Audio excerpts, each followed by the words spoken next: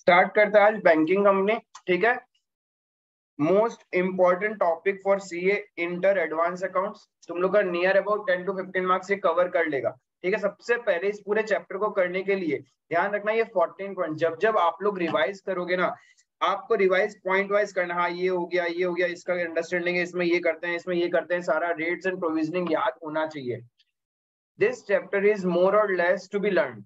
इसमें इतनी सारी रेट से अलग अलग जगह कैलकुलेशन का तरीका रेगुलेशन ने खुद ने बताया। It is an act. जैसे कि हम लोग कंपनीज एक्ट पढ़ता है वैसे ही बैंकिंग रेगुलेशन एक्ट है। तो बैंकिंग का फॉर्मेट, बैंकिंग का अकाउंटिंग का तरीका सब कुछ अपना है। जैसे हम लोग नॉर्मल अकाउंट्स में क्या करता है, जो चीज डेबिट करता है बैंक उसको क्रेडिट करता है ना, तो वहां तो फिर रूल्स ब्रेक हो रहे हैं। रूल्स ब्रेक नहीं हो रहा, बस बैंक उस तरीके से करती है। तो यहाँ पे अपने को ज्यादा कुछ एडजस्टमेंट्स भी एग्जाम में नहीं आते। इंस्टीट्यूट का फेवरेट चैप्टर तो है ही, स्ट्रेट फॉरवर्ड होगा एकदम, जो रहेगा सब कुछ स्ट्रेट रहेगा। बस एक आपने एक पॉइंट या एक प्रोविजनिंग को मिस किया प्रॉब्लम हो जाएगा। जितना नोट्स में आपको शो करूंगा उतना आपको आराम से नोट डाउन करना है प्रॉपर्ली। जब जब रिवाइज करोगे उतना नोट्स पढ़ लेना। मैंने पूरा ड्रिल डाउन करके इंस्टीट्यूट की बुक के अंदर में क्या क्रक्स है वो सारा चीज लिखा है। ठीक है, बाकी उसके बाद भी कुछ छोड़ा है तो वो थ्योरेटिकल एस्पेक्ट छोड़ा है, क्योंकि उसके लिए हम लोग इतना हेडेक नहीं ले सकता, क्योंकि वो शायद भी 2 या 5 मार्क कहीं ना कहीं, वो भी वंस इन ब्लू मून आज तक कभी पूछा नहीं गया है, ना ही पूछा जाएगा, बिकॉज प्रैक्टिकल एस्पेक्ट्स नहीं है। तो जितना भी प्रैक्टिकल एस्पेक्ट्स है ये रहेगा। अपन पहले वही इंस्टीट्यूट का जितना भी क्वेश्चंस है वो सारा सॉल्व करने के बाद कंपाइलर से जितने भी पास पेपर्स एमटीपीज आरटीपीज के क्वेश्चन है यही खत्म कर देगा। जो भी पढ़ना है आप मेरे साथ में पढ़ो, ताकि घर जाके पढ़ने का टेंशन ही नहीं रहे। इतना बार रिवाइज कर लो कि ये स्ट्रांग हो जाना चाहिए। Once we are done with the banking and NBFC तो फिर हम लोग क्या करेंगे, मार्क्स वाइज वास, बिकॉज अभी अपने का मोटिव क्या है, एग्जाम में अच्छा स्कोर करना है। क्लियर है? तो सबसे पहले आप ये सारा उतार लो, topics to be covered. Total 14 topics है जो मैंने यूनिट वाइज डिवाइड कर दिया। आपके इंस्टीट्यूट की मॉड के अंदर में यूनिट 1 से लेके यूनिट 6 तक चैप्टर है, जिसमें यूनिट 1 प्योरली थ्योरेटिकल है। ठीक है, डेफिनेशंस वगैरह लिखा हुआ है, जिसमें से जो काम का चीज था मैंने ऑलरेडी उठा के नोट्स में कंपाइल किया हुआ है। देन कम्स यूनिट 2, कुछ नहीं है, थ्योरेटिकल पार्ट है। यूनिट 3 में कुछ प्रैक्टिकल अप्रोच है, यूनिट 4 में है, यूनिट 5 में है। ठीक है, और यूनिट 6 के अंदर में, तो ये सारा चीज रहेगा अपने पास में। आई होप यहाँ तक क्लियर है। तो ये सब अपने उतार लिया। तो देखो स्टार्टिंग करेगा सबसे पहले। ठीक है, आप लोग आराम से क्या करना, जो लोग ऑनलाइन भी रहेगा, ठीक है, तो अपने को पॉज करके ये सब नोट्स उतार लेना, और बाकी अपन यही उतार लेगा। सबसे पहले definition of the banking company. देखो बैंक्स होता क्या है, बैंक्स वो है जो लोगों से पैसा लेता है और लोगों को पैसा देता है। बैंक का नॉर्मल काम तो यही है ना, लोगों से मनी एक्सेप्ट करता है, डिपॉजिट्स एक्सेप्ट करता है, उसको सेफली रखता है और आगे दूसरे लोगों को लोन देता है।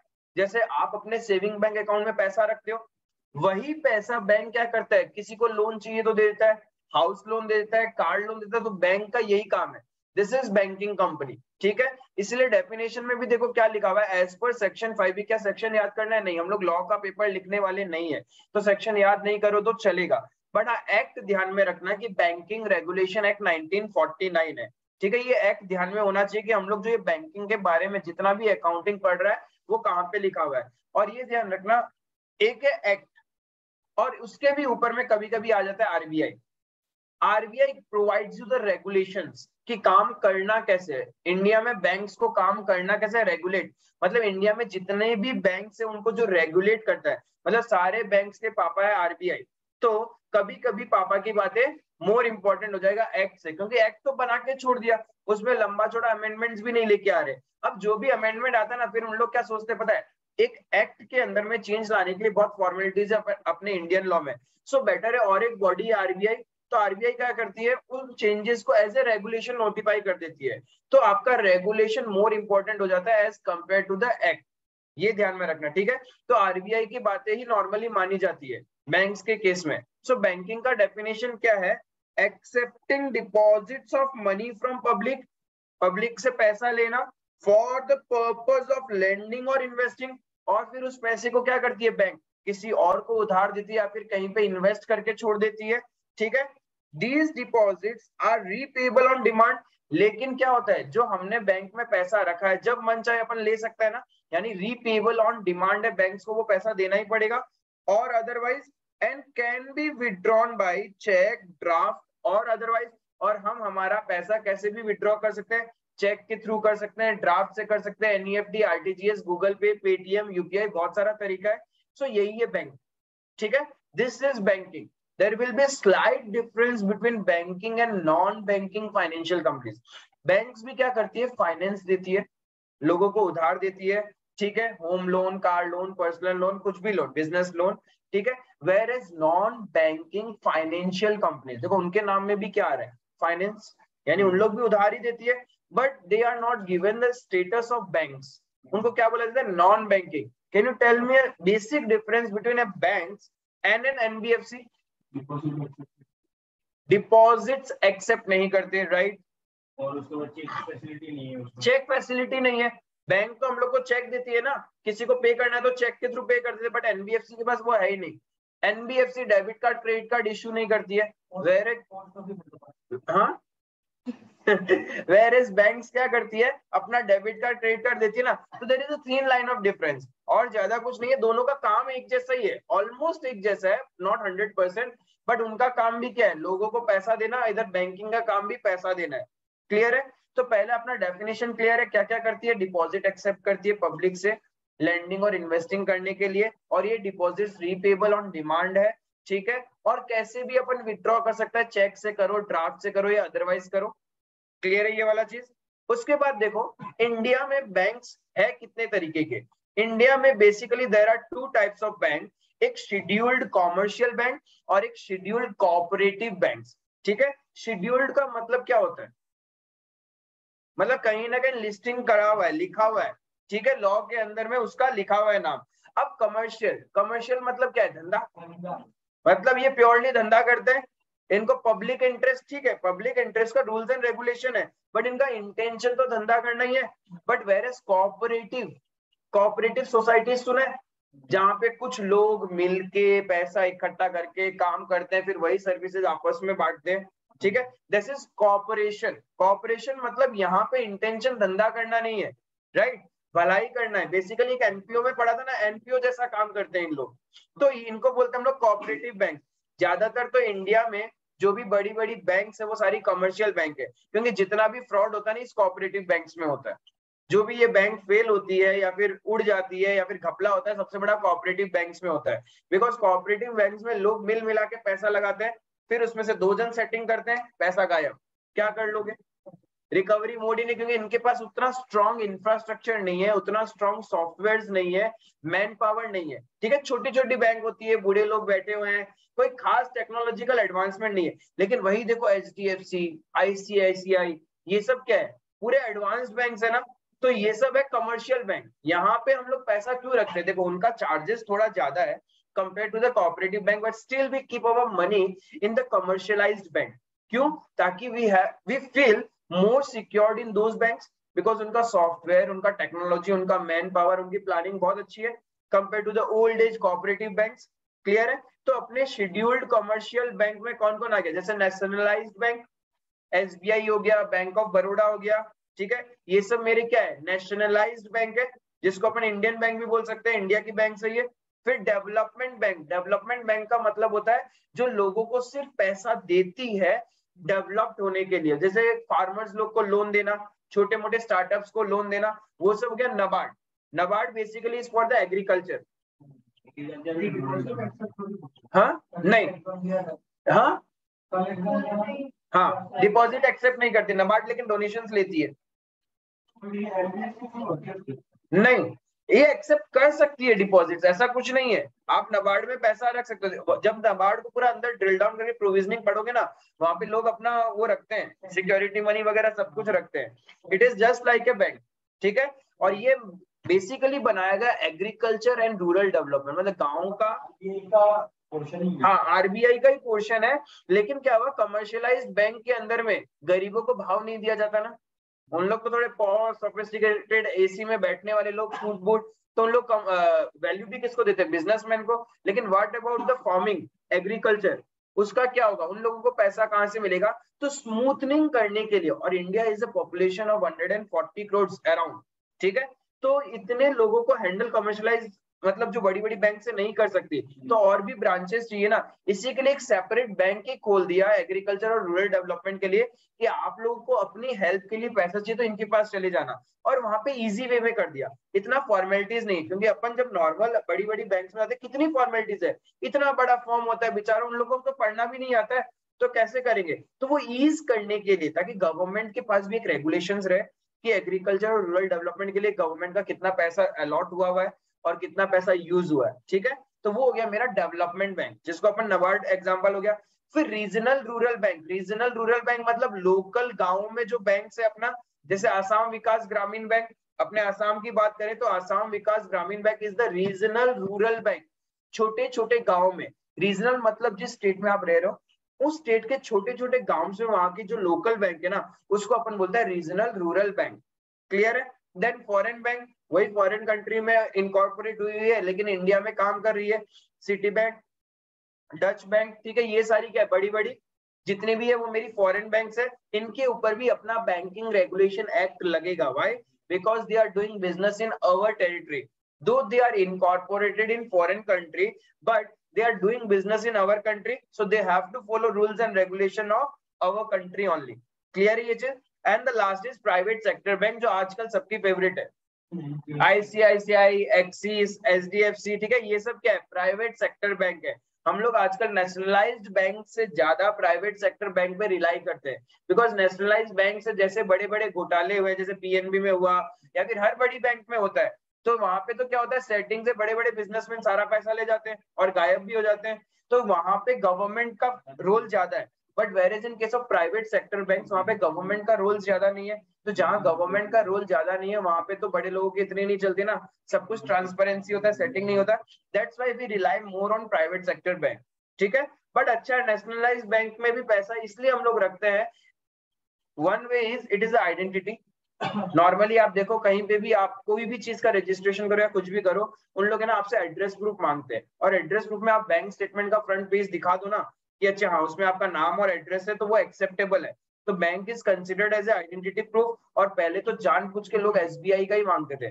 Because SBI is the biggest nationalised bank of India, एक तरह से यही आरबीआई, मैं तो ये बोलता हूँ आरबीआई तो है चलो माना अलग से सारा बैंक को रेगुलेट कर, लेकिन एसबीआई से बड़ा तो कोई है ही नहीं, जितनी ब्रांचेस एसबीआई के पास में किसी की नहीं है, सो एसबीआई में पैसा डूबता भी नहीं है, बट स्टिल फ्रॉड यहाँ पे भी होने लगा है, स्कैम्स एसबीआई के पैसों के साथ में भी हो रहा है, so we rely more on the private sector bank. और एसबीआई अब जाके थोड़ा टेक्नोलॉजिकल एडवांसमेंट आए, यदि आप चेक करोगे किसी का एसबीआई का बैंक अकाउंट है तो योनो एसबीआई करके ऑनलाइन बैंकिंग वगैरह मोबाइल एप्स वगैरह अब आया है, जब ऑलरेडी प्राइवेट सेक्टर बैंक आज से 2-3 साल पहले इसमें पहुंच चुका था, राइट। सो इनमें एडवांसमेंट धीरे धीरे हो रहा है, पुराने लोगों को अब निकाला जा रहा है, न्यू ब्लड आ रहे हैं, न्यू ब्रेन आ रहे हैं, तो डेवलपमेंट अब है। So these are the types of bank, समझ में आया what is scheduled commercial bank.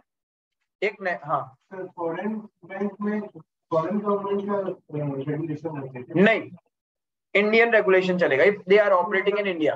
Foreign government जो जैसे एसबीआई हुआ इंडिया के लिए, तो हाँ फॉरेन में अगर हुआ तो हाँ, इफ एसबीआई ने फॉरेन में ओपन किया अपना ब्रांच तो उस कंट्री का रूल्स एंड रेगुलेशन लगेगा, इंडिया का रूल्स एंड रेगुलेशन नहीं लगेगा वहां पे जो रेट ऑफ इंटरेस्ट होना है, डिपॉजिट होना है, लोन आना, वो सारा उस कंट्री का रेगुलेशन। नहीं मतलब हम बोल रहे हैं कि एसबीआई को जैसे गवर्नमेंट करता है ना, तो सिटी बैंक जैसे दूसरा कंट्री का है, हाँ उसको भी गवर्नमेंट रन नहीं, गवर्नमेंट रन नहीं करता, फॉरेन बैंक को गवर्नमेंट रन नहीं करता, वो अपनी वहां की प्राइवेट बैंक है, बट ये भी प्राइवेट बैंक है Citibank, but we are saying it is a foreign bank because they are not incorporated in India, उनका जो इनकॉर्पोरेशन हुआ है वो फॉरेन में हुआ है। एक्सिस बैंक तो इंडिया का ही है, यहाँ पे रजिस्टर्ड है, ठीक है, क्लियर है। तो ये सारे कुछ सर्टेन बैंक्स है, उसका cooperative banks, schedule state cooperative bank, मतलब हर एक स्टेट का अपना कोऑपरेटिव बैंक है, ठीक है। सबसे बड़ा अभी रिसेंटली कोऑपरेटिव बैंक का स्कैम कहाँ पे हुआ, महाराष्ट्र कोऑपरेटिव बैंक, बहुत बड़ा स्कैम हुआ, पैसा ही गायब, उड़ा दिया सारा पैसा, जितना सबने पैसा इकट्ठा करके उसमें डाला था ना सब गायब, ठीक है। तो वहां पे स्कैम हुआ, तो कोऑपरेटिव बैंक्स की सिक्योरिटी उतनी स्ट्रांग नहीं है। देन शेड्यूल्ड अर्बन कोऑपरेटिव, एक स्टेट कोऑपरेटिव हो गया और एक अर्बन कोऑपरेटिव हो गया, क्लियर है। तो यहाँ पे ये छोटी मोटी बैंक से इनको इतना तवज्जो नहीं देते हैं, बट स्टिल हमारे लिए तो शेड्यूल्ड कमर्शियल बैंक थोड़े इंपॉर्टेंट है। अब देखो कैसे आरबीआई के अकॉर्डिंग या फिर रूल्स के अकॉर्डिंग शेड्यूल्ड कमर्शियल बैंक रहेगा। दो कंडीशन फुलफिल करना पड़ेगा to become a scheduled commercial bank. Number one, your paid up capital plus reserves and surplus. Paid up capital plus reserves and surplus should be greater than rupees 5 lakh. It should not be less than 5 lakh. Otherwise आपको status of commercial banks नहीं मिलेगा. Secondly, activity should not adversely affect interest of depositors. यानी जो लोग पैसा रख रहे हैं उसके अंदर में आपकी एक्टिविटी ऐसा नहीं होना चाहिए कि उन्हीं को लास्ट में जाके धोखा मिले। ठीक है, एकदम ट्रांसपेरेंट और सारी की सारी आपकी strategies and policies should be from the view point of investors, depositors. ठीक है, तो ये दो कंडीशंस आपको फुलफिल करना पड़ेगा। सर्टेन अदर कंडीशंस हो सकता है आरबीआई कुछ प्रिस्क्राइब करे तो, बट ये दो बेसिक कंडीशन है जो हर एक शेड्यूल कमर्शियल बैंक को फुलफिल करना ही पड़ेगा। आई बात समझ में? ठीक है, तो आराम से पहले इतना पार्ट लिख के रखो, उसके बाद अपन फिर आगे डिस्कशन स्टार्ट करेगा। रिजर्व फंड, रिजर्व फंड क्या है? बैंकिंग एक्ट क्या बोलता है कि every bank needs to maintain a certain reserve fund. Reserve fund का मतलब जितना भी पैसा बैंक्स के पास आता है उसका कुछ पोर्शन, मतलब पूरे साल भर में जितना भी बैंक्स अर्न करेगा उसका कुछ पोर्शन हमेशा कंटिजेंसी के पॉइंट ऑफ व्यू से रिजर्व मेंटेन करना पड़ेगा। हमने प्रूडेंस कंसेप्ट पढ़ रखा है। ठीक है, प्रूडेंस क्या बोलता है? फ्यूचर लॉसेज और एक्सपेंसेस को ध्यान में रख के आप लोग को प्रोविजनिंग वगैरह करना चाहिए। वैसे ही यहाँ पे as per the prudence concept इन्होंने क्या किया, कुछ रिजर्व फंड का रेगुलेशंस लेके आया। बोला कोई भी बैंक हो, every banking company incorporated in India, मतलब ये चीज जो इंडिया के बाहर इनकॉर्पोरेट है उसके ऊपर एप्लीकेबल नहीं है। चाहे वो इंडिया के बाहर इनकॉर्पोरेट लेकिन इंडिया में बिजनेस करे तो उनके ऊपर नहीं है। Only companies in banking companies incorporated in India is required to create a reserve fund and transfer at least 20% of its profit to the reserve fund. ठीक है, जैसे रिजर्व एंड सरप्लस के अंदर एक अलग से अपन फंड बना देगा रिजर्व फंड बोल के, जैसे होता था ना कैपिटल रिजर्व, सिक्योरिटीज भी अलग अलग रिजर्व होते हैं, वैसे ही एक अलग से रिजर्व फंड बनेगा। यानी उस पैसे को बैंक्स हाथ नहीं लगाएगी अनटिल एंड अनलेस एकदम एक्सट्रीम रिक्वायरमेंट, यानी बैंक्स बंद होने वाली है, बहुत बड़ा फ्रॉड हो गया, बैंक के पास पैसा नहीं है, तब उन सब कॉन्टिजेंसीज के लिए रिजर्व फंड बनाया जाता है। कितना बनाएंगे? 20% ऑफ द प्रॉफिट। लेकिन उसके बाद आरबीआई ने बोला कि as per RBI 25% of profit होना पड़ेगा। एक्ट बोल रहा है 20, आरबीआई बोल रहा है 25, that means 25% of the profits हर एक बैंकिंग कंपनी जो इंडिया में इनकॉर्पोरेट हुआ है उसको क्या करना पड़ेगा? रिजर्व फंड अपने पास पैसा रखना पड़ेगा, चाहे वो अपने पास रखे चाहे वो आरबीआई के पास रखे, कोई फर्क नहीं पड़ता, बट रिजर्व फंड मेंटेन करना पड़ेगा आपको। क्लियर है ये वाला चीज? Then comes cash reserve ratio. अब देखो बैंक्स को क्या चाहिए? एवरी टाइम कैश चाहिए, ठीक है, लेकिन कैश का मतलब ये नहीं है जितना पैसा पब्लिक से मिला वो सारा का सारा बैंक एनी टाइम अपने पास में रखे। बैंक तो क्या करती है, उसको आगे लोन दे देती है ना। तो इसलिए सपोज मैंने बैंक को 100 रुपए दिए और बैंक ने वही 100 रुपए लोन में दे दिया 2 साल के लिए, और कल को मैं बैंक के पास जाऊंगा तो बैंक के पास तो पैसा ही नहीं है मेरा लौटाने के लिए। इसीलिए एनी टाइम या फिर कुछ और पर्पस, कुछ और वर्क के लिए भी तो बैंक को पैसा चाहिए ना। इसीलिए रूल्स क्या बोलता है कि कैश रिजर्व रेशियो, बैंक के भी तो डे टू डे ट्रांजेक्शन है, सैलरीज है, रेंट है, बहुत सारे काम होते हैं बैंक के भी, तो बोलता है for smooth transaction every bank should maintain minimum ready cash. Ready cash का मतलब हार्ड कैश, लिक्विड कैश उनके पास होना पड़ेगा at all times, every time. All times का मतलब हर एक मिनट, हर एक डे उनके पास होना ही पड़ेगा। That is 10% of credit deposit. 10% of credit deposit का मतलब जितना पैसा बैंक के पास आया एज ए डिपॉजिट उसका 10% एनी टाइम बैंक को क्या करना पड़ेगा? Ready cash. मतलब यदि सपोज मैंने बैंक को 100 रुपए डिपॉजिट दिए तो बैंक क्या कर सकती है? कम से कम बैंक को 10 रुपए तो अपने पास as a cash reserve ratio रखना पड़ेगा, बाकी 90 रुपीज बैंक यूज कर सकती है, इन्वेस्ट कर सकती है, किसी और को लोन दे सकती है। क्लियर है? अब ये कैश रिजर्व रेशियो बैंक चाहे तो अपने खुद के पास रख ले, जो बैंक का इंफ्रास्ट्रक्चर है उसके अंदर रख ले, या फिर क्या करे, एक करेंट अकाउंट ओपन करवाए आरबीआई में और वहां पे रख दे। ठीक है, देखो करेंट अकाउंट बोला है, यहाँ पे नॉर्मल अकाउंट नहीं बोला। करेंट अकाउंट क्यों? क्योंकि यहाँ पे डे टू डे ऑपरेशन होता है। हमने देखा बिजनेस के पॉइंट ऑफ व्यू से बिजनेसमैन हमेशा करेंट अकाउंट ओपन करता है। क्यों करता है? ताकि वो day to day transaction smoothly कर सके, और उसमें थोड़ा सा एडवांस फैसिलिटी भी रहता है, ओवरड्राफ्ट का फैसिलिटी वगैरह भी तो रहता है। इफ नॉर्मल दूसरा कोई अकाउंट खोलेगा तो क्या होगा? उतना ही पैसा निकाल पाएगा। जैसे आपका सेविंग बैंक, आपके बैंक में जितना रुपए होता है ना आप उतना ही यूज कर सकते हो। लेकिन इन case of current account bank आपको ओवरड्राफ्ट फैसिलिटी देता है। सपोज आपके बैंक में 10 लाख रुपए और आपको किसी को अर्जेंटली 13 लाख का पे करना है ना, तो आप कर सकते हो। मतलब बैंक आपको सामने से 3 लाख का क्या करेगी, ओवरड्राफ्ट फैसिलिटी मतलब लोन दे देगी। तो इसीलिए करंट अकाउंट खोलना अपने को आरबीआई के पास में। कल को जितना कैश चाहिए अपने को, शॉर्ट पड़ गया आरबीआई के पास जितना है, तो हम लोग आरबीआई से थोड़ा सा लोन मांग सकता है ना, करंट अकाउंट के थ्रू आरबीआई दे भी देगा। लेकिन यही कोई नॉर्मल सेविंग बैंक अकाउंट जैसा होता तब तो नहीं मिलता, राइट। इसीलिए आप ये कैश रिजर्व रेशियो किसके पास रख सकते हैं, खुद के पास, या फिर आरबीआई में एक करंट अकाउंट खोल के रख सकते हैं। ठीक है, कितना रखना है, वैसे तो एक्ट बोलता है 10% ऑफ क्रेडिट डिपॉजिट, लेकिन एट प्रेजेंट इसको कितना किया गया है, 4% of net demand and time liability. Net demand and time liability का मतलब जो पैसा आपको वापस चुकाना है, और टाइम लाइबिलिटी का मतलब शॉर्ट ड्यूरेशन के अंदर अंदर, ठीक है, टाइमिंग के पॉइंट ऑफ व्यू से उस वैल्यू का 4% एनी टाइम आपके पास कैश रिजर्व रेशियो होना चाहिए। ठीक है, तो क्लियर है कैश रिजर्व रेशियो क्या होता है, रिजर्व फंड क्या होता है। ठीक है, रिजर्व फंड का प्रोविजनिंग याद में रखना, एग्जाम में कभी भी आ सकता है, कितना करना है, एक्ट बोलता है 20% ऑफ प्रॉफिट। ठीक है, वेयर आरबीआई बोलता है 25% ऑफ प्रॉफिट। रिजर्व फंड क्या है, जितना प्रॉफिट बैंक कमाएगा उसका सर्टेन परसेंट रिजर्व बना के रखना पड़ता है। और कैश रिजर्व रेशियो कुछ और ही है, मतलब उतना hard cash, ready cash any time bank को अपने पास रखना है, वो कितना है, act of 10% of credit deposit बोलता है, बट अभी एट प्रेजेंट क्या चल रहा है, 4% of net demand and time liability. Clear है, तो ये तो था ये। अब देखो बैंक्स को भी अपना फाइनेंशियल स्टेटमेंट मेंटेन करना पड़ता है, बैंक्स को भी बैलेंस शीट बनाना पड़ता है, और बैंक्स को भी प्रॉफिट एंड लॉस अकाउंट बनाना पड़ता है। जैसे कि कंपनीज के केस में हमने शेड्यूल 3 पढ़ा था, शेड्यूल 3 का अपना एक फॉर्मेट है। ठीक है, उसी फॉर्मेट में अपने को क्या करना पड़ता है, बैलेंस शीट बनाना पड़ता है और प्रॉफिट एंड लॉस अकाउंट बनाना पड़ता है। सिमिलरली बैंकिंग रेगुलेशन एक्ट के अंदर में भी उन्होंने एक फॉर्मेट दे रखा है, आपको एग्जैक्टली वही फॉर्मेट फॉलो करना है, वही शेड्यूल नंबर्स यूज करने हैं। उसके ऊपर भी क्वेश्चन आता है, एग्जैक्टली सीक्वेंस से याद करना है, along with the schedule number you cannot change the schedule number also। But जब हम कंपनी का बैलेंस शीट बनाते हैं तब अपन शेड्यूल नंबर चेंज कर देते हैं।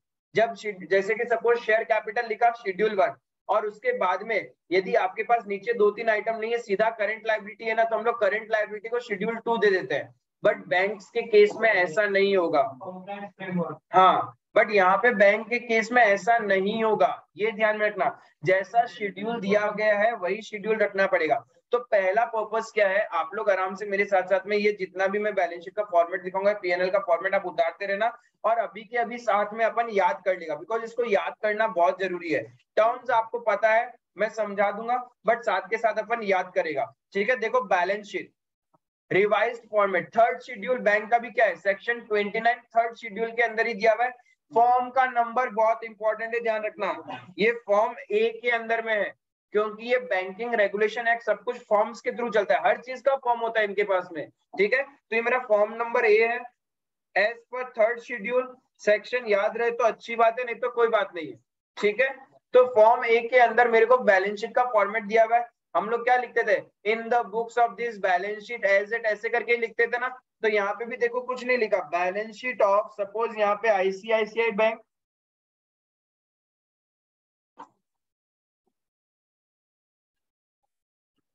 ये आ गया। फिर नीचे में अपन ऐसे लिखते थे बैलेंस शीट एज ऑन 31 मार्च, जो भी ईयर है वो आ जाएगा अपना। पहले भी कंपनीज एक्ट में फॉर्मेट क्या होता था, particulars, schedule, current year and previous year. ठीक है, ये वाला चलता था। अब देखो इसके अंदर में प्रॉपर्ली यदि आप लोग देखोगे, शेड्यूल नंबर 1 से लेके शेड्यूल नंबर 12 है।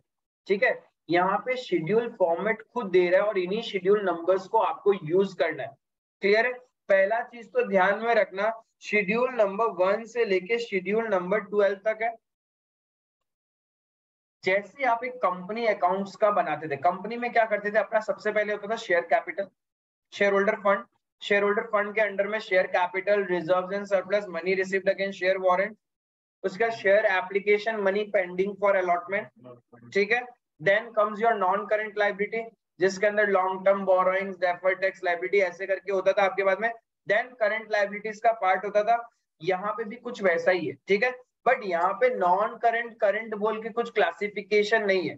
सबसे पहले देखो हेडिंग वही है, कैपिटल एंड लायबिलिटी, यही होता था टी शेप फॉर्मेट जब अपन पढ़ते थे। अकाउंटिंग इक्वेशन क्या बोलता था, asset is equals to liabilities plus capital, यही होता है अपना accounting equation, liabilities plus capital. तो सबसे पहले क्या होगा, कैपिटल एंड लायबिलिटीज लिखा वर्ड, प्लस को हटा के एंड वर्ड यूज कर लिया, तो कैपिटल एंड लायबिलिटीज रहेगा।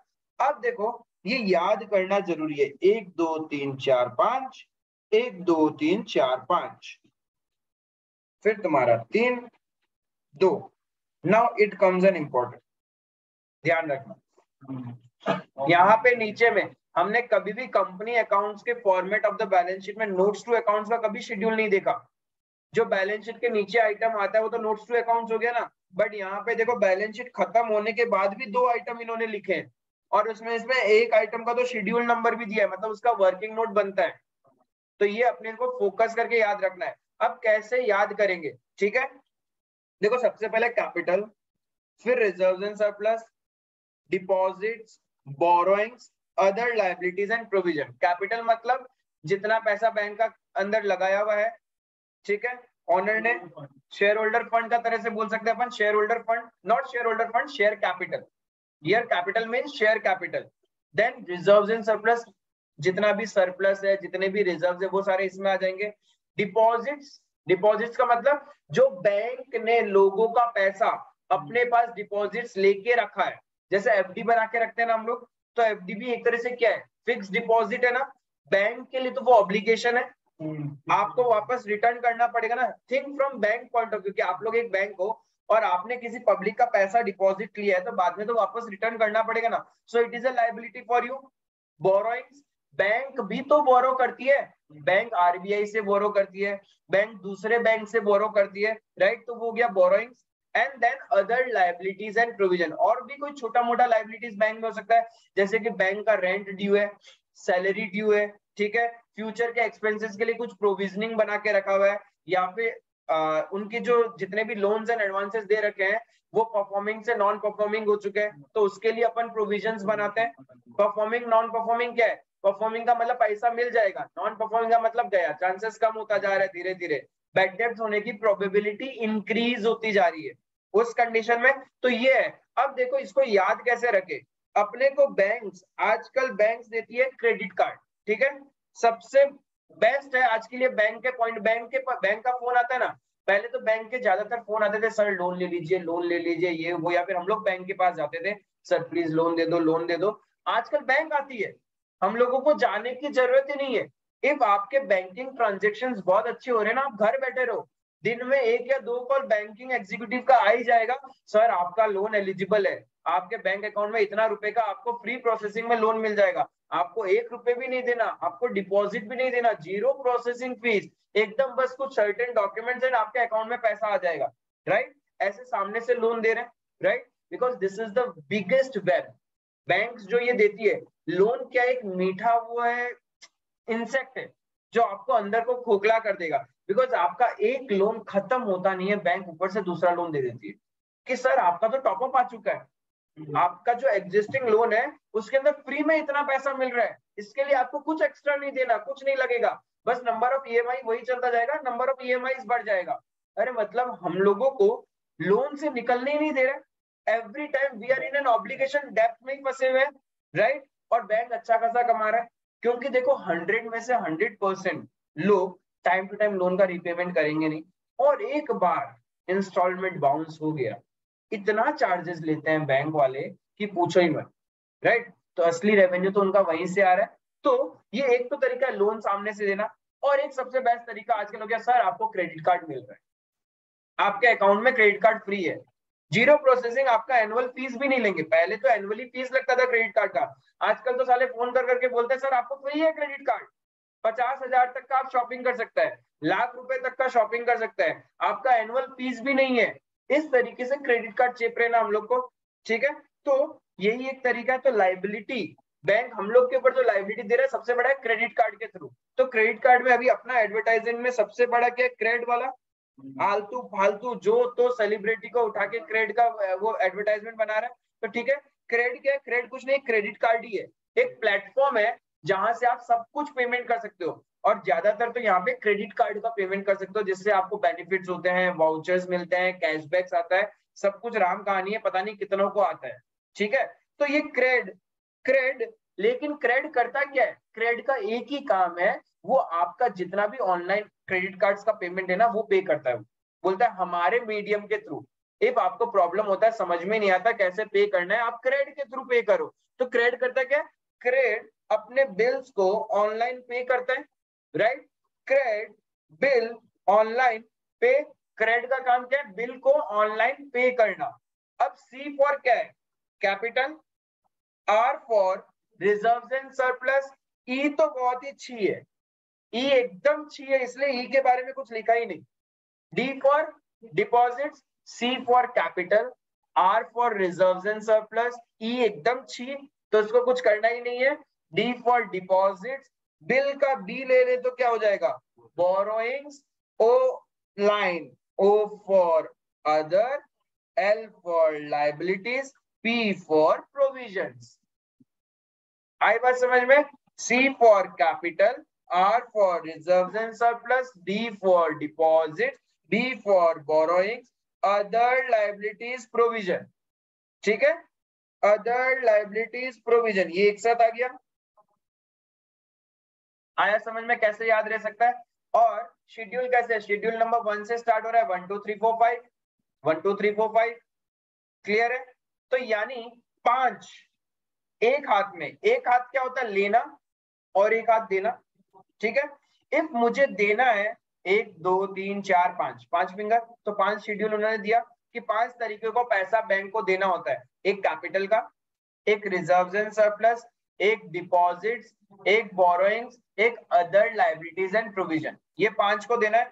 अब देखो, बचपन में कहानी सिखाया जाता था ना, कि बच्चों को ऐसे कि मेरे तो 11 उंगली है, 11 फिंगर्स है, बोलता है नहीं मेरे तो 10 ही है, 11 कैसे हो? फिर उसको गिनाया जाता था 10 9 8 7 6, 6 और 5 11। अब गिनो 1 2 3 4 5, 1 2 3 4 5, 10 ही तो हुआ। बट 10 9 8 7 6 और 11 हो गया ना, बट दिखाई तो नहीं दे रहा। तो यानी लाइबिलिटीज की जब शुरुआत करी, पैसा देना है, राइट, देना है, तो लेफ्ट हैंड अपने पास क्या है? 5 शेड्यूल है। फिर देखो 10 गया, 9 8 7 6, हाथ का दो साइड में से 5 गया ना, 10 9 8 7 6, बचा कितना? 5। तो टोटल शेड्यूल बैलेंस शीट के अंदर 11 है, 5 लाइबिलिटी में चले गए, तो बचे कौन से? 6। 6 शेड्यूल अपने पास एसेट साइड में है, क्योंकि देखो उल्टा काउंटिंग करते तो हमारे पास तो राइट हैंड में 6 उंगली आ गया ना, बट प्रैक्टिकली है कितना? 5 ही है। तो कोई भी लॉजिक से अपने पास शेड्यूल्स याद होना चाहिए, ठीक है। लेफ्ट हैंड साइड पैसा देने का रहता है, तो 5 है अपने पास में, 5 फिंगर्स, तो 5 शेड्यूल, जिसके लिए हम लोग का क्या है? Shortcut crate online bill pay, क्योंकि क्रेडिट कार्ड का ही मेन जमाना है आजकल, तो क्रेड में ऑनलाइन करेंगे सारा का सारा बिल पेमेंट। तो C for capital, R for reserves and surplus, E एकदम छी है, D for deposits, O for B for borrowings, O for other liabilities and provisions. Clear है ये चीज? 5 शेड्यूल हो गया। अब रिवर्स आएंगे, रिवर्स आएंगे तो टोटल 6 बचे। अभी फिंगर्स काउंट किया तो मेरे 6 उंगली है, छठा दिखाई नहीं दे रहा, इनविजिबल है, क्लियर है? तो total more 6 schedules are there on the asset side, ठीक है। अब यही तो सारा घपला हो रहा है, मालिया जी यहीं से तो लेके पैसा भागे थे। बैंक ने तो क्या किया था? उनको पैसा दे दिया था, तो क्या लगा था, हाँ उससे पैसा मिलना है। हम लोगों को ने अकाउंट्स में, फाइनेंस में क्या सीख रखा है? किसी से भी पैसा मिलना होता है, it is an asset for us. Loans and advances, right. तो लोन्स एंड एडवांसेस क्या है? हमने लोन दिया है, वो पैसा मेरे पास वापस आएगा, यही तो सारा फ्रॉड होता है, ठीक है। यही तो सारा फ्रॉड होता है। और जितना भी इंडिया में सबसे बड़ा फ्रॉड होता है, सबसे पहले पुलिस, साइबर, उनसे नहीं सका जाता तो किसके पास चले जाते हैं? सबका यही डिमांड रहता है, बड़े से बड़ा केस उठा लो। आज की डेट में इंडिया में कुछ भी बड़ा कांड हो जाएगा ना, चाहे मर्डर से लेके रेप से लेके किडनैप, कुछ भी हो जाओ, जब नहीं सकते, डिमांड एक ही रहता है, सीबीआई को हमारा केस दे दो, सीबीआई को हमारा केस दे दो। यदि सारा केस सॉल्व हो जाता तो टेंशन ही क्या था? फिर तो मालिया जी कब के पकड़ में आ जाते ना। तो I can say CBI is a fraud organisation, ऐसे बोल नहीं रहा हूँ, बहुत अच्छी ऑर्गेनाइजेशन है, मारना मत घर पे आके, बस याद करने के लिए, ठीक है। CBI is the top most transparent body of India, जहाँ पे बहुत अच्छे तरीके से सब कुछ होता है। यहाँ से केस मतलब छूटना बहुत मुश्किल है, ठीक है। यहाँ पे तो सारा जस्टिस होता ही होता है, बट स्टिल एक बार याद करने के लिए अपन ने बोला क्या, सीबीआई एक फ्रॉड ऑर्गेनाइजेशन है। CBI a fraud organisation. कैसे याद रहेगा कि ये मेमोरी टेक्निक्स क्यों है? एसेट्स उधार देते हैं, लोन देंगे, लोग उड़ उड़ के जा रहे हैं, फॉरेन में सेटल हो रहे हैं, तो यहीं पे तो असली फ्रॉड हो रहा है, ठीक है। फ्रॉड कौन कर रहे हैं? बड़ी बड़ी ऑर्गेनाइजेशंस। मालिया ने फ्रॉड थोड़ी किया, मालिया की कंपनीज ने फ्रॉड किया, तो ऑर्गेनाइजेशन है वो एक। तो फ्रॉड कौन करता है? ऑर्गेनाइजेशन। इसकी चेकिंग कौन करता है? एक बॉडी है इंडिया की टॉप मोस्ट, जिसको अपने बोला जाता है सीबीआई। तो सीबीआई ऑफ फ्रॉड ऑर्गेनाइजेशन, ठीक है, क्लियर है। फ्रॉड ऑर्गेनाइजेशंस को पकड़ने के लिए सीबीआई है, ऐसे नहीं बोलूंगा CBI of fraud organisation. Fraud organisations को पकड़ने के लिए अपने पास क्या है? सीबीआई है। अब देखो C for cash and balances with RBI, ठीक है। Cash, C for cash. एक तो क्या होता है, कैश हम अपने पास रखते हैं, और एक होता है हम आरबीआई के पास रखते हैं। तो क्या बोला सबसे पहले? Cash and balances with RBI. जो आरबीआई के पास हमने रख रखा है वो मेरा एसेट है, ठीक है। B for balances with bank at and money at call and short notice. इसका मतलब B for balances, B for bank, जो हमने अपना पैसा बैंक के पास भी कुछ कुछ रख के रखते हैं दूसरी बैंक्स में सिक्योरिटी पर्पज। जैसे आपने देखा होगा आपके घर की 2-3 चाबियां होती है, एक चाबी आप पड़ोस में रखते हो, कल को सारी चाबियां गुम गई, पड़ोस तो नहीं घूमेगा, उससे ले लेंगे। तो हम लोग क्या करते हैं, बैंक के केस में बैंक अपना कुछ पैसा किसके पास रखती है? आरबीआई के पास तो रखती है, वो तो पापा है, पापा को भी कल को कुछ हो गया तो हम लोग क्या करते हैं, अपने दूसरे कलीग्स के पास भी रखते हैं। Balances with bank and money at call and short notice. Call and short notice का मतलब जब चाहेंगे तब उससे पैसा मिल जाएगा, ठीक है, उसको बोलते हैं अपन balances with bank and money at call and short notice, clear है। I for investment. बैंक्स क्या करती है, हमारे पैसे को इन्वेस्ट करती है, कभी शेयर मार्केट में, कभी म्यूचुअल फंड में, कभी दूसरी कंपनीज में, कभी कहीं कहीं कहीं, ठीक है। तो वो इन्वेस्टमेंट क्या है, बैंक्स के पॉइंट ऑफ व्यू से एसेट है। सीबीआई क्लियर है। C for cash and balances with RBI, B for balance with bank and money at call and short notice, ठीक है। आई फॉर इन्वेस्टमेंट, ये हो गया यहां तक। ए फॉर एडवांसेस, यानी बैंक्स ने जो लोगों को उधार दे रखा है उसको अपन क्या बोलते हैं, एडवांसेस, क्लियर है। फ्रॉड में F, F for fixed assets. Bank के पास भी तो एसेट्स होगा ना, इतने सारे कंप्यूटर्स, एसी, सर्वर्स, वो सब बैंक्स के पॉइंट ऑफ व्यू से क्या है, फिक्स्ड एसेट्स है, क्लियर है। ऑर्गेनाइजेशन में ओ, ओ फॉर अदर एसेट्स। आई बात समझ में? इसमें शेड्यूल कहां से स्टार्ट हो रहा है, 6 से, रिवर्स काउंटिंग गए थे अपन, ठीक है। तो 6 से स्टार्ट हो रहा है, 6, 7, 8, 9, 10, 11। क्यों? जब हमने देखा था लाइबिलिटीज लेफ्ट हैंड साइड 5 होता है, फिर देखा 10, 9, 8, 7, 6 से स्टार्ट हुआ 5, 11, मतलब टोटल 11 शेड्यूल्स तक जाना है अपने को बैलेंस शीट के अंदर। बैलेंस शीट के अंदर कितने शेड्यूल है, 11 शेड्यूल। लाइबिलिटी के 5 और एसेट्स के 6 है।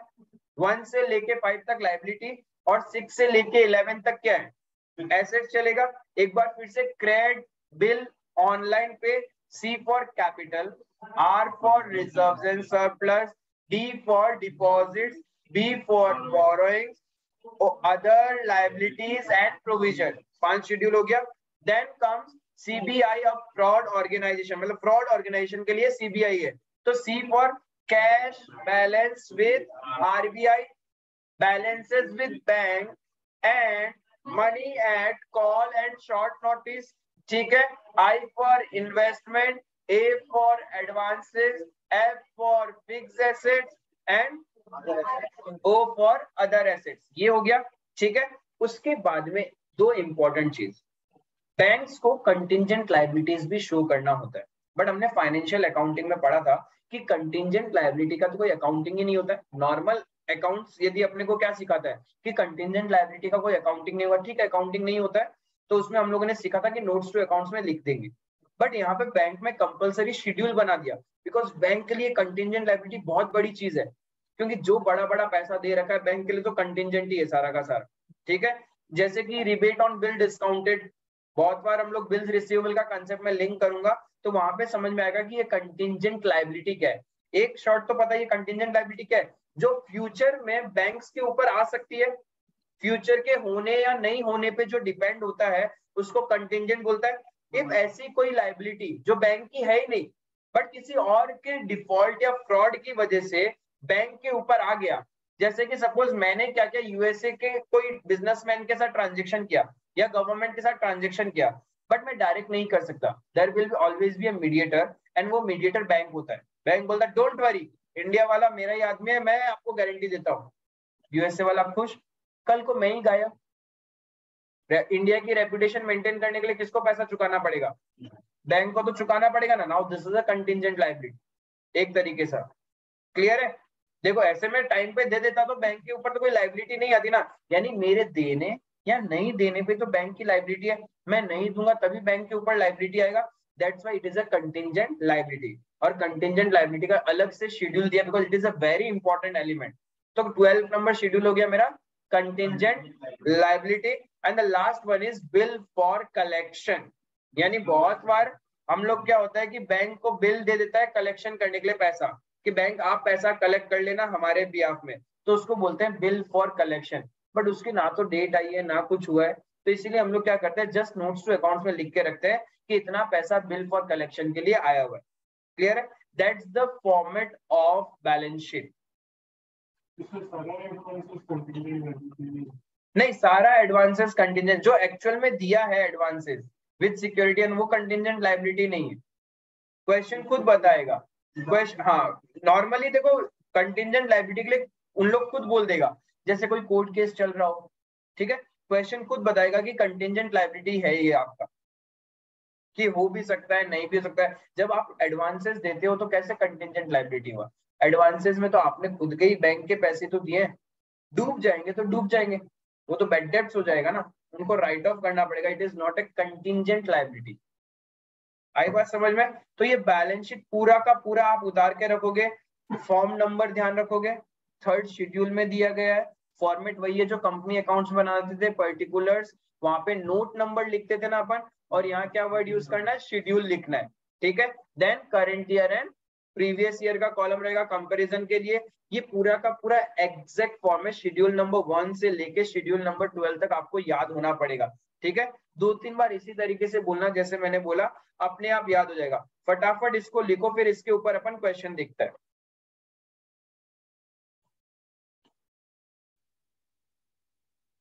अभी जो पढ़ा था अपन ने बैलेंस शीट पूरा as it is, balance sheet करके देखता है, बनाता है कि कैसे एक बैंकिंग कंपनी अपना बैलेंस शीट बनाता है। ध्यान रखना, इंस्टीट्यूट कोई लंबा चौड़ा नहीं बोलता, फिर से बता रहा हूँ। आपको प्रॉब्लम कहाँ आता है एग्जाम हॉल में, आप लोग सारे बड़े चैप्टर जितने अच्छे से करके जाते हो ना, आपको इतना डर रहता है इसमें ये एडजस्टमेंट है, उसमें ये करना है, वो करना है, आप इन चैप्टर्स को लाइटली लेते हो। क्या इसमें क्या, इसमें तो फॉर्मेट है, ये रेट्स है, हाँ ऐसे ऐसे देखने से तो याद आ ही जाता है, हमेशा ऐसे रहता है, हाँ इसमें तो ये था ये था ये था, बट एग्जाम में कभी भी करेक्टली नहीं करके आते। क्या था, किसके बाद क्या लिखना था, किस हेडिंग के अंदर में क्या आना था, किसके लिए क्या रेट था, दिमाग ही नहीं चलता है। तो always give important to the lightest topic, क्योंकि वही आपको एग्जाम में मराते हैं। बड़ी टॉपिक में तो हाथ पैर पानी में जैसे डूब रहे होते हैं ना, हाथ पैर चला के कहीं ना कहीं निकल जाओगे। इसमें तो कुछ नहीं कर सकते, या तो डूबोगे या निकलोगे, हाथ पैर चलाने का मौका नहीं है आपको, स्टेप मार्किंग की अपॉर्चुनिटी नहीं रहती, क्योंकि आपको कुछ पता ही नहीं है, याद ही नहीं आ रहा है। तो बेटर है गिव इंपॉर्टेंस, सारे क्वेश्चन प्रॉपर तरीके से सॉल्व करना, जितना एटलीस्ट स्टडी मेट और पास पेपर्स के है उतना तो करके जाना, और उतना अच्छे से कर लिया, और 4-5 बार प्रोविजनिंग बोलते गए ना, स्ट्रांग हो जाएगा।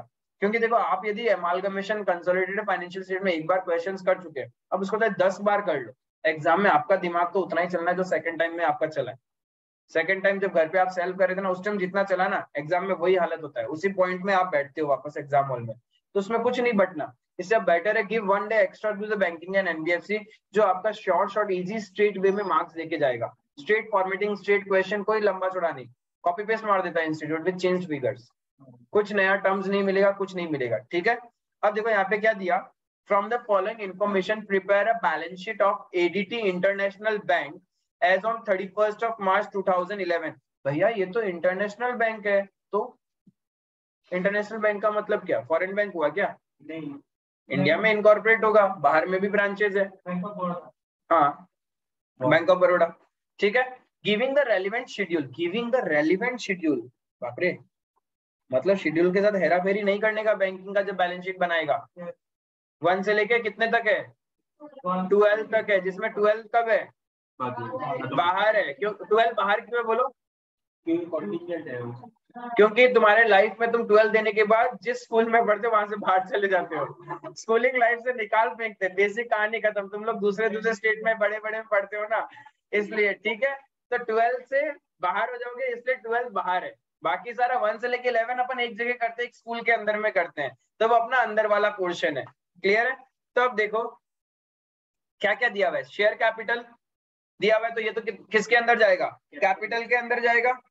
स्टैट्यूटरी रिजर्व तो अपन साइड में लिखना शुरू करेंगे, ठीक है, अंडरस्टैंडिंग के लिए। तो शेयर कैपिटल किधर जाएगा?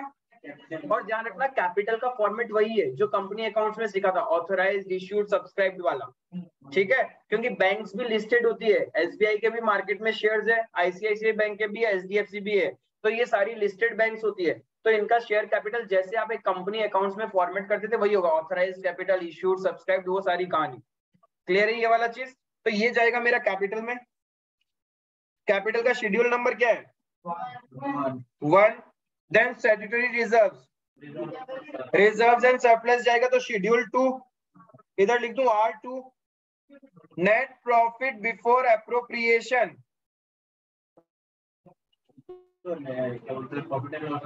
ये बिफोर एप्रोप्रिएशन है इसका, इसमें से एप्रोप्रिएशन करना होगा। क्लियर है? 150 बिफोर एप्रोप्रिएशन है। हाँ हाँ, ये प्रॉफिट एंड लॉस अकाउंट तो मेरा कहाँ जाएगा? ठीक है, एप्रोप्रिएशन के बारे में क्वेश्चन कुछ बोलेगा, नहीं बोला तो इसको भी अपन रिजर्व्स एंड सरप्लस का एक पार्ट बनाएगा। प्रॉफिट एंड लॉस तो रिजर्व्स एंड सरप्लस का पार्ट होता है, तो इसको भी वहां लेके चला जाएगा। फिक्स डिपॉजिट कहाँ था? सी, एक है बिफोर, एक है ये पुराने प्रॉफिट एंड लॉस होंगे। दो होता है ना, एक बिजनेस में प्रॉफिट पुराना कंटिन्यू रहता है, हम लोग उसको डिस्ट्रीब्यूट नहीं होता है। एक होता है कि करंट ईयर का हो सकता है जिसको हमने अभी तक एप्रोप्रिएशन नहीं किया है। एप्रोप्रिएशन करने का मतलब बांटना। हमने करंट ईयर का प्रॉफिट तो कैलकुलेट कर लिया, लेकिन हो सकता है कि लॉ कुछ बोले कि इसमें से कुछ पैसा, जैसे होता था ना, अभी आपने पढ़ा था reserve fund 25% of the net profit, तो वो क्या एप्रोप्रिएशन का तो पार्ट हो गया। क्लियर है? तो वो सारी चीजें क्वेश्चन आगे में कुछ बोल सकता है, नहीं बोलेगा तो सीधा रिजर्व एंड सरप्लस में दिखा देगा शेड्यूल 2 में।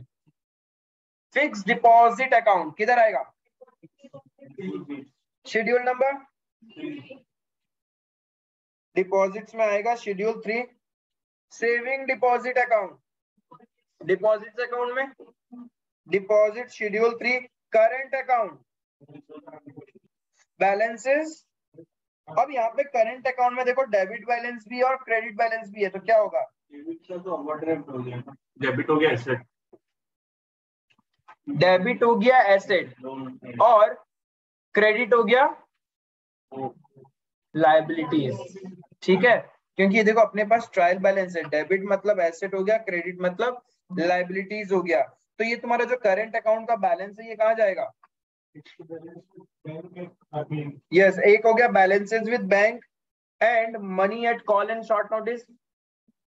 आरबीआई तो अलग हो गया ना, कैश बैलेंस विद आरबीआई होता है, बैलेंसेस विद बैंक में चला जाएगा ये। ठीक है, उसके बाद में और बोलो क्या चीज? वो तो आपको उसमें था, कैश रिजर्व रेशियो में पॉइंट पड़ा था आपने, करंट अकाउंट में पैसा रखना होता है तो अपने पास भी तो रख सकते हैं। ऐसा कहाँ बोला कि ये कैश रिजर्व रेशियो का पैसा है? ये तो नॉर्मल क्वेश्चन क्या बोला, it is a current account.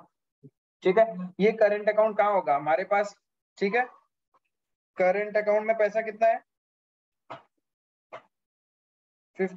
कहाँ गया? तो ये मेरा कहाँ जाएगा? एसेट साइड में जाएगा। शेड्यूल कौन सा होगा?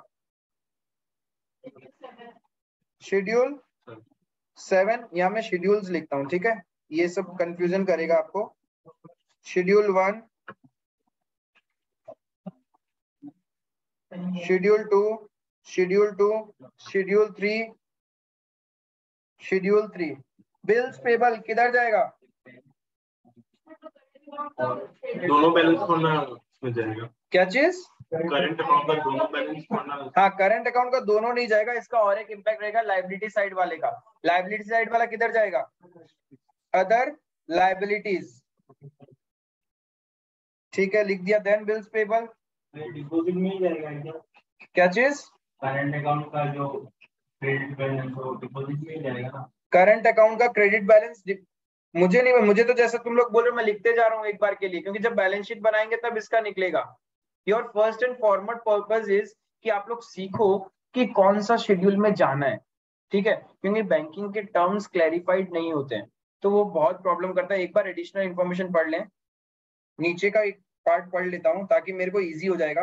50% of the term loan are secured by government guarantee. तो टर्म लोन है अपने पास में, ये वाला डेबिट बैलेंस है, इसको हमने क्या कर रखा है? इसका 50% कुछ और है, 50% कुछ और है, ऐसा कहानी क्वेश्चन बोल रहा है। 10% of cash credit including debit balance in current account.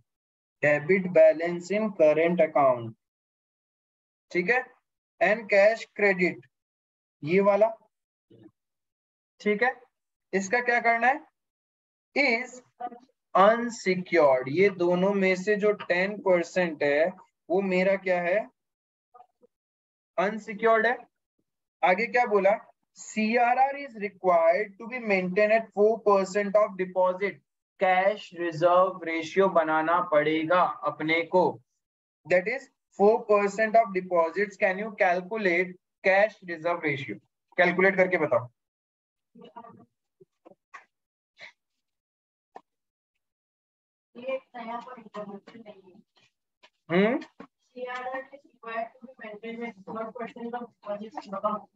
पुराना बुक है ये, यानी तुम्हारा।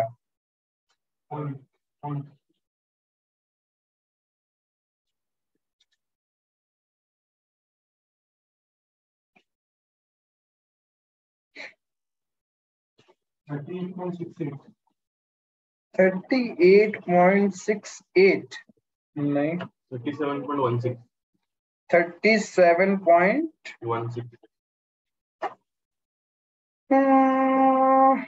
ना ना ना ना ना ना।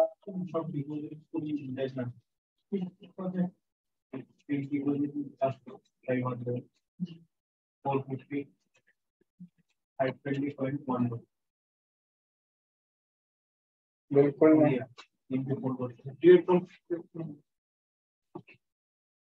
टोटल डिपॉजिट्स है कितना? देखो, एक डिपॉजिट, हमारे पास तो पैसा ही आया होगा ना, लाइबिलिटी है। डिपॉजिट्स किधर आता है बैलेंस शीट के फॉर्मेट में? हाँ, करंट अकाउंट का क्रेडिट बैलेंस, ठीक है। डी फॉर डिपॉजिट्स होता है।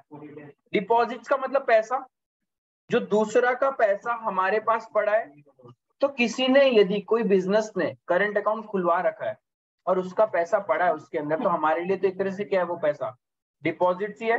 तो ये आपके लिए डिपॉजिट्स है। और कहीं कहीं था ना। देखो, 3 तरीके के अकाउंट होते हैं बैंक में नॉर्मली। एक सेविंग बैंक अकाउंट, एक करंट अकाउंट, एक एफडी अकाउंट। लोग एफडी बना के रखते हैं, ठीक है। हाँ, बेसिकली नॉर्मली एक बिजनेसमैन क्या करता है? करंट अकाउंट खुलवाता है। करंट अकाउंट में पैसा होना, यानी बैंक के पास तो पैसा है बट वो है तो किसी और का, इट्स एन ऑब्लिगेशन, तो वो भी डिपॉजिट्स। आप सेविंग अकाउंट में जितना पैसा रखते हो तो बैंक को आपने क्या किया? डिपॉजिट्स दिया है। आप एफडी बना के रखते हो तो वो भी बैंक के पॉइंट ऑफ व्यू से तो क्या है? डिपॉजिट्स है, किसी और का पैसा है जो लौटाना है, राइट। तो ये 3 डिपॉजिट्स है। इस तीनों का क्या करना है? 4%। आई बात समझ में डिपॉजिट्स वाली कहानी? हाँ, जो भी आएगा वो रहेगा अपना। उसके बाद ये बोरोइंग्स फ्रॉम अदर बैंक्स कहाँ जाएगा? बोरोइंग्स में schedule,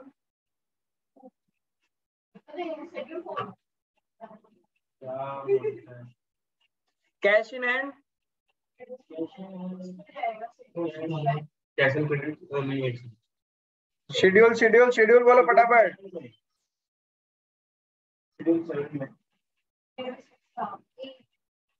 cash and balances with RBI था ना, तो cash in hand and balance with RBI तो शेड्यूल 6 में है। फिर क्या था तुम्हारा, balance with bank and money at call and short notice, तो कैश विद अदर बैंक्स कहाँ जाएगा?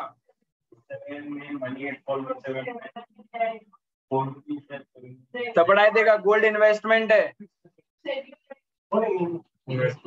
CBI 6, 7, 8, then government security investment है, क्योंकि हम लोग हाँ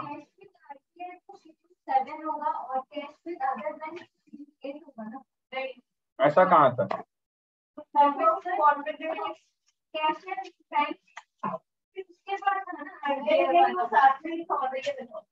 ये देखो, cash and balances with RBI एक साथ है, एंड वर्ड है, यानी खुद का पैसा plus balances with RBI. Clear है? ये शेड्यूल 6 में जाएगा अपना। कितना इजी है भैया, कर लेगा, फॉर्मेट ही तो पुट ही करना है, नहीं होता एग्जाम में। ठीक है, गवर्नमेंट सिक्योरिटीज, प्रीमाइसेस, शेड्यूल बोलो, शेड्यूल, मेरे को फिक्स नहीं। टर्म लोन ये एडवांसेस, ये कंटिजेंट भी होगा और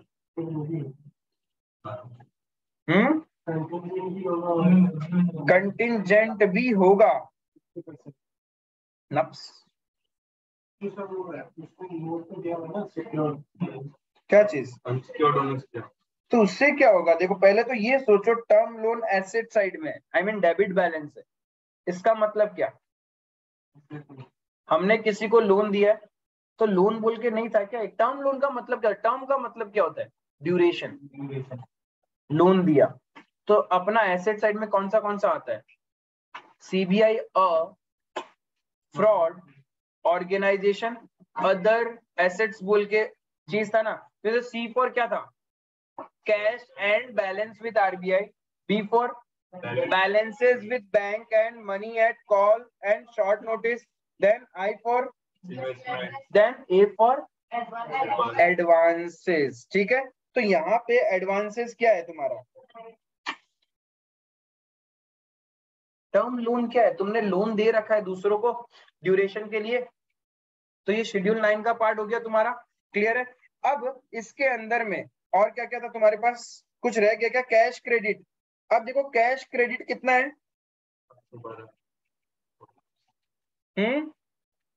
दो चीज हो गया, एक ये और एक ये किसी और के करंट अकाउंट में पैसा है, वो भी आपने क्या कर रखा है, यानी किसी को, ठीक है, हमें मिलना है, तो ये भी मेरे लिए क्या है? लोन्स एंड एडवांसेस वाला पार्ट हो गया। तो लोन है, तो इन दोनों को ऐड करके कितना आ गया? 28 + 812.10।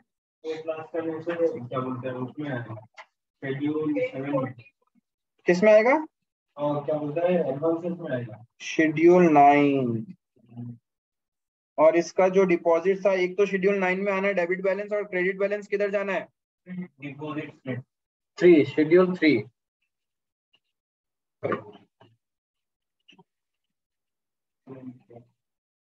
और कौन सा रह गया? बिल्स पेबल तो पता है नहीं। शेड्यूल 5 ये हो गया, सारा शेड्यूल्स का लिख लिया तुम लोगों ने। ठीक है, आगे देखो नीचे क्या बोला, additional information, bills for collection. Bill for collection अलग से था, एक कंटिंजेंट लायबिलिटी था, एक बिल फॉर कलेक्शन था तुम लोग का। देखो एक कंटिंजेंट लायबिलिटी, एक बिल फॉर कलेक्शन है, तो बिल फॉर कलेक्शन उधर चला जाएगा, शेड्यूल नंबर इसका कुछ भी नहीं है, तो ये तुम्हारा below the balance sheet, of balance sheet item में हो गया। उसके बाद में एक्सेप्टेंस एंड एंडोर्समेंट, ये क्या है तुम्हारा? बिल एक्सेप्ट किया और बिल एंडोर्स करना। वही बिल के बारे में ही होना, बिल एक्सेप्टेंस और बिल, हाँ, एक्सेप्टेंस एंड एंडोर्समेंट। फिर नीचे देखो, claim against the bank not acknowledged as डेब्ट, ये दोनों अच्छे से समझना। ठीक है। एक्सेप्टेंस एंड एंडोर्समेंट, किसी और का एक्सेप्टेंस था बिल्स पेबल, ठीक है, हमारे पास एंडोर्स होके आया, हमने किसी और को फिर एंडोर्स कर दिया, मेरे पास एक किसी ने बिल्स रिसीवेबल रखा, ठीक है, वो बिल्स रिसीवेबल हमने किसी और को एंडोर्स कर दिया। सपोज अंडरस्टैंड, आपने फाउंडेशन में भी रेक्टिफिकेशन ऑफ एरर्स और भी बहुत जगह पढ़ा था, ठीक है, इवन एनपीओ के चैप्टर में भी पढ़ा था। क्या होता है बिल्स रिसीवेबल का कंसेप्ट, मैंने आपको गुड्स सेल किया, राइट, तो मुझे आपसे पैसा चाहिए, तो मैं आपसे क्या लूंगा, पैसा नहीं है तो मैं बिल ले लूंगा तुम लोगों से। For me it's a bills receivable, for you it's bills payable, right. अब वो बिल मैंने क्या किया, बैंक में रख दिया, बैंक से रख के डिस्काउंट करवा लिया और पैसा लेके आ गया, right. On the due date it's your obligation कि आप बैंक को पे कर दो, यही कहानी होता था। लेकिन ड्यू डेट में आप पैसा देने से मना कर दोगे तो क्या होगा, मेरे पे लाइबिलिटी आ जाएगा ना। Now it is contingent liability, this is contingent liability. आई बात समझ में, दिस इज कंटिंजेंट लाइबिलिटी, क्योंकि मैंने तो क्या किया, जस्ट डिस्काउंट करवाया, ऑब्लिगेशन तुम्हारा था लेकिन मॉर्गेज तो मैंने ही रखा है ना सामान। कल को तुम पैसा नहीं दोगे तो किसे पैसा देना पड़ेगा, मुझे देना पड़ेगा, चुकाना पड़ेगा बैंक को, तो मैं चुकाऊंगा, right. So it becomes a contingent for me. So वैसा यही है acceptance and endorsement, it is a contingent liability. Claim against the bank not acknowledged as डेब्ट, मतलब बैंक के ऊपर एक क्लेम तो है, यानी केस चल रहा होगा, लेकिन बैंक उसको अभी तक डेब्ट नहीं मान रही है, केस हारे नहीं है हम लोग, क्या पता जीत जाए, बैंक को ऐसा लगता है। सो ये भी क्या है तुम्हारे लिए, कंटिंजेंट लायबिलिटी। आई बात समझ में, अगर क्लेम हार गया तब तो डेब्ट बन जाएगा। हाँ, तो इसको इसलिए कंटिंजेंट मान के रखा, तो ये दोनों मेरा कंटिंजेंट लायबिलिटी है। Schedule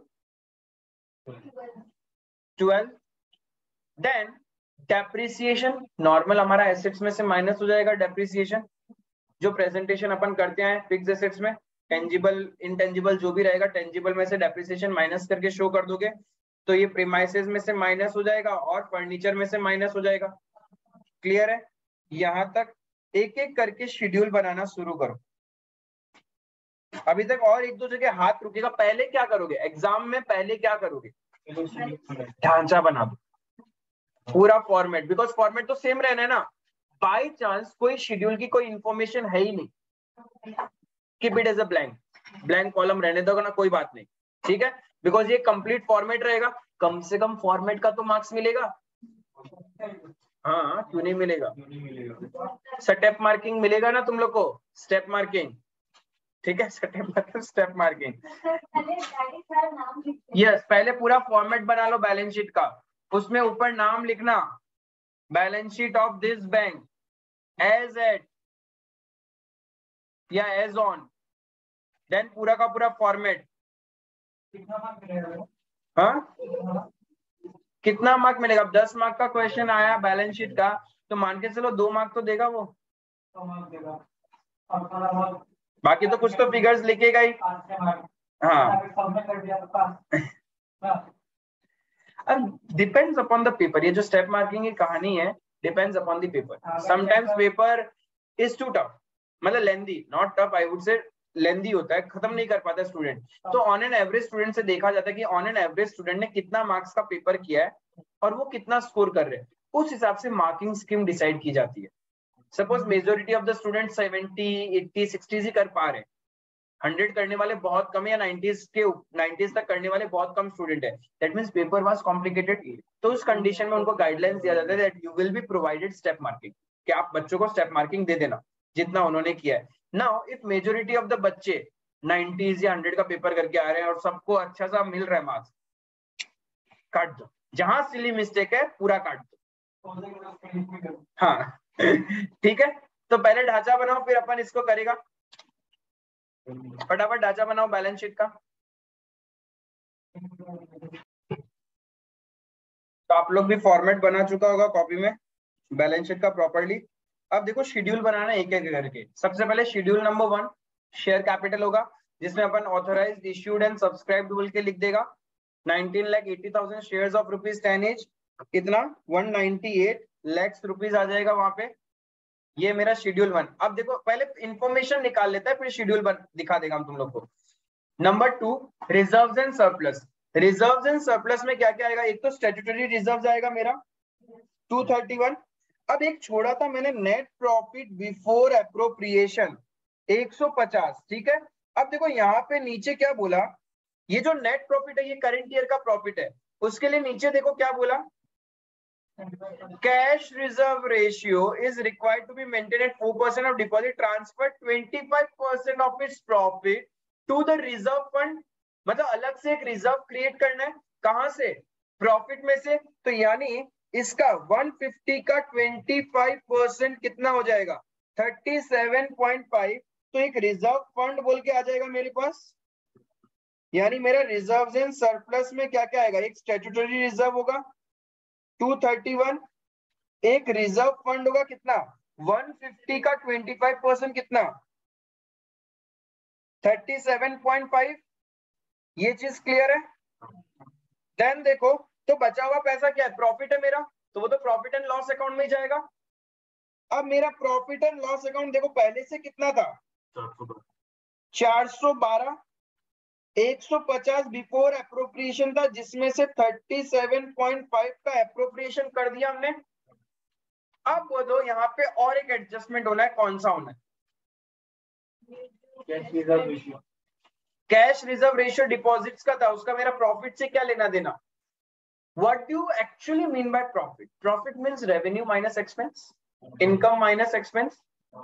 And we have learned in a financial accounting, normal basic accounts जब सीखे थे, if there is any additional information that needs to be dual impact, जो बैलेंस शीट के नीचे आना ही है उसका तो कोई डुअल इम्पैक्ट होना ही नहीं है, लेकिन जो पार्ट बनेगा मेरा फाइनेंशियल स्टेटमेंट है उसका डुअल इम्पैक्ट करना पड़ेगा। If depreciation is given as additional information, इसका मतलब हमने अभी तक डेप्रिसिएशन का पॉइंट किया ही नहीं है। इफ एसेट्स में से माइनस होगा तो प्रॉफिट में से भी तो माइनस होगा डेप्रिसिएशन। तो कितना है ये दोनों को मिला के 1.88 लाख। तो ये मेरा पीएल से माइनस होगा। आया समझ में? दिमाग में रखना, नहीं आता एग्जाम में ये चीज। अरे डेप्रिसिएशन का एंट्री करोगे तो क्या होगा? Depreciation account debit to fixed assets and then profit and loss account debit to depreciation. तो पीएल कम होगा ना उतने से, तो ये 1.88 यहां से भी माइनस होगा, -1.88। जो भी वैल्यू आएगा ये पीएनएल का बैलेंस आ गया। तो बन गया आपका कितना आ जाएगा? It will be 522.62। ये हो जाएगा तुम्हारा रिजर्व्स एंड सरप्लस। आया समझ में? Reserves and surplus.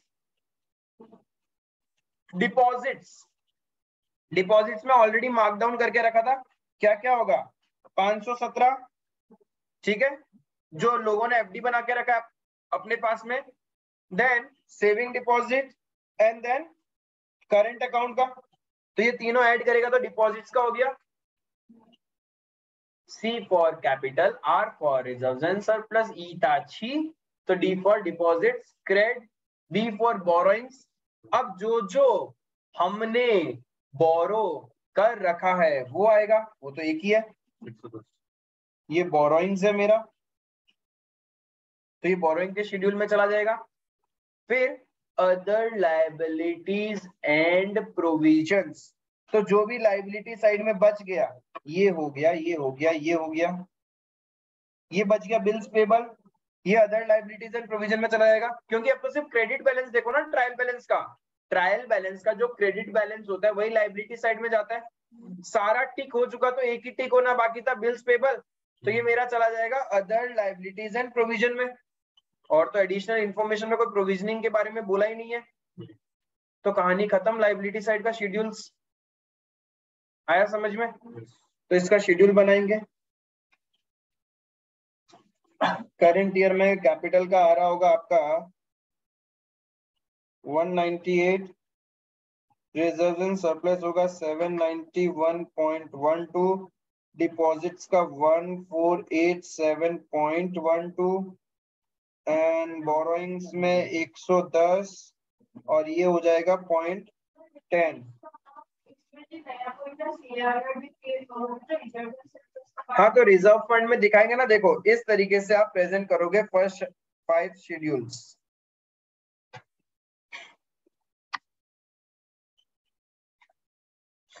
देखो स्टैट्यूटरी रिजर्व में ऐड कर दिया ना, एक तरह से रिजर्व फंड क्या है, स्टैट्यूटरी तो है, लॉ तो बोलता है कि इतना मेंटेन करना पड़ेगा, तो उसमें ऐड हो गया वो।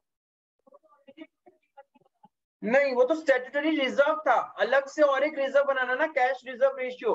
Cash reserve ratio is a statutory reserve. Cash reserve ratio is a statutory reserve. ये जो है इसमें क्या डाला हमने, सीआरआर, ये भी तो एक स्टैट्यूटरी है। जो भी चीज लॉ बाउंड कर देता है दैट बिकम्स एन स्टैट्यूटरी। तो इस तरीके से आपका प्रेजेंटेशन जाएगा। किसी को रेफरेंस के लिए लिख के रखना है तो ये मेरा डेप्रिसिएशन वाला पॉइंट था, ये जो हमने सीआरआर में ट्रांसफर किया।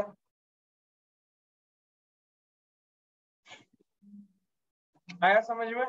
एकदम बेसिक बैलेंस शीट बनाना होता है, बट क्या होता है कि यहीं पे दिमाग घूम जाता है। एक तो शेड्यूल याद रखना, किसके अंदर क्या जाएगा, टर्म्स नहीं पता था तुम लोग को।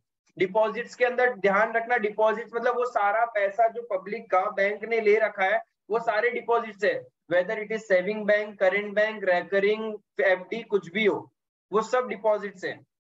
क्लियर है ये बात? तो फटाफट इतना नोट डाउन करो, फिर अपन एसेट साइड में चलेगा।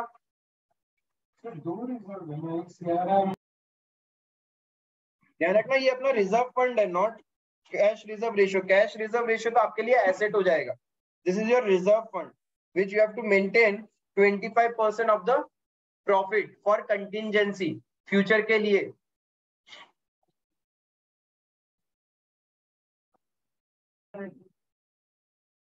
लाइबिलिटी पार्ट तुम लोग ने सबने कर लिया होगा।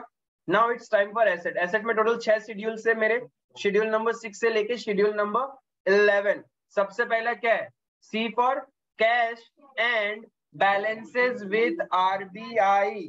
तो अपने पास में क्या होगा, शेड्यूल नंबर 7 के अंदर में कैश विद कितना है, schedule number 6 not 7 sorry, cash in hand 160.15, ठीक है, एंड कैश विद आरबीआई कितना है, एक तो ये है ही, plus plus cash reserve ratio बोल के कुछ निकाला था आपने, 4% ऑफ डिपॉजिट, ठीक है। 4% ऑफ डिपॉजिट, जब क्वेश्चन कुछ नहीं बोलता तो हमने कहा मेंटेन कर रखा होगा, आरबीआई के पास में मेंटेन किया हुआ है। तो डिपॉजिट्स मेरे कितने थे, अभी अभी डिपॉजिट्स बनाया था ना आपने,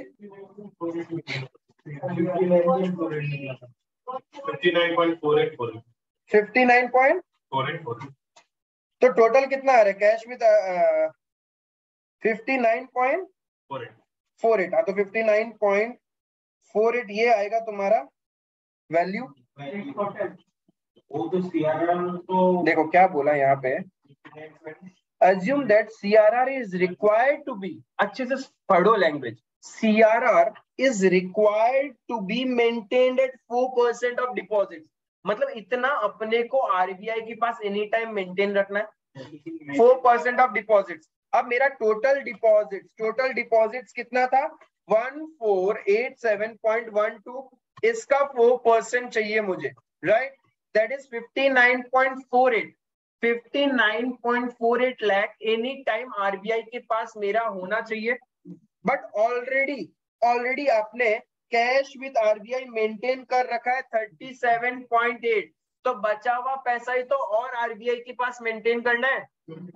अरे आरबीआई के पास ज्यादा क्यों रखोगे, टोटल 4% ऑफ डिपॉजिट्स है ना, आई बात समझ में? तो यहाँ पे हम लोग को कितना करना है, 21.60 मेंटेन करेंगे तो टोटल हो जाएगा 4%। ये था तुम्हारा, तो ये दोनों को यानी दिस प्लस दिस करेंगे तो क्या आ जाएगा, शेड्यूल 6 बन गया मेरा। Then come schedule 7। शेड्यूल 7 में क्या था, बैलेंसेस विथ,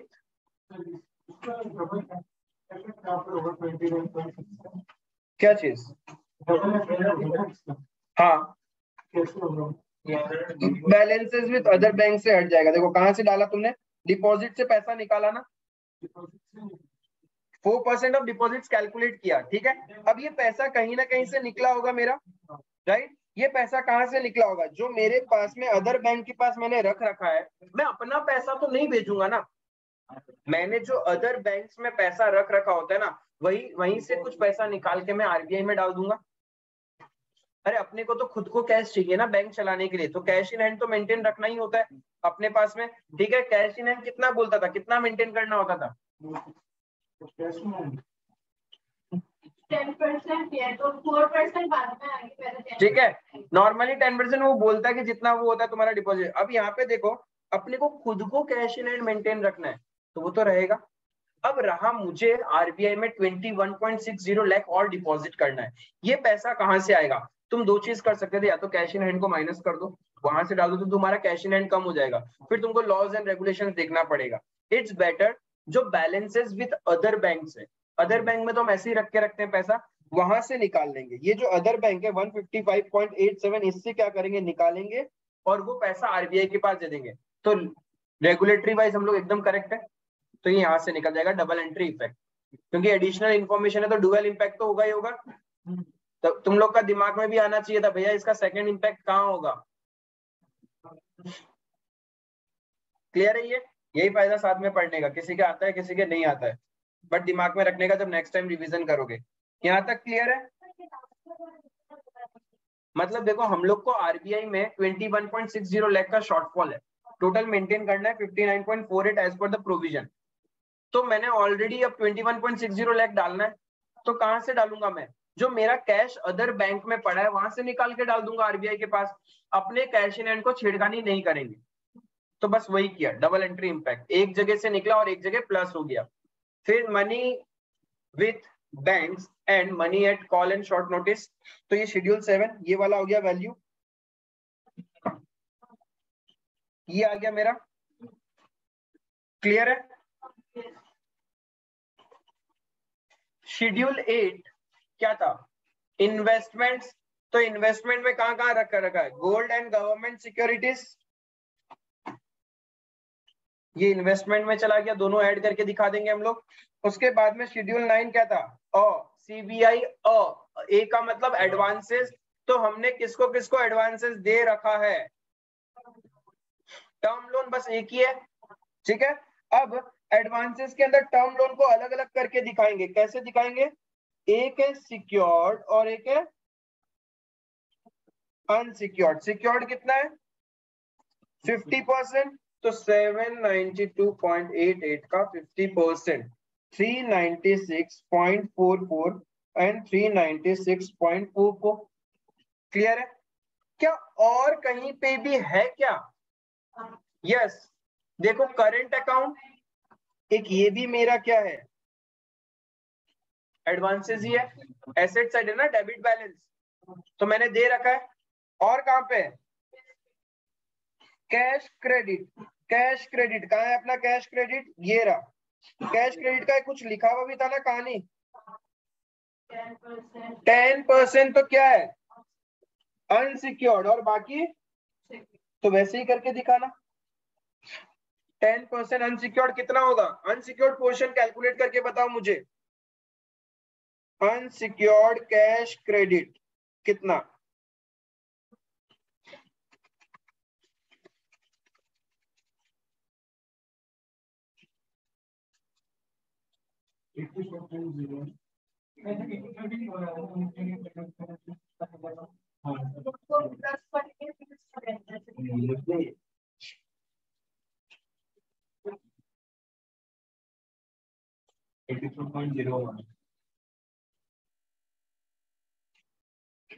ऐसे कैश क्रेडिट 812 हाँ उसका 10% जो निकलेगा हम्म, उसमें वो 28 ऐड किया हुआ रहेगा और बाकी वाला कैश क्रेडिट नहीं समझा नहीं हम तुम्हारा बात।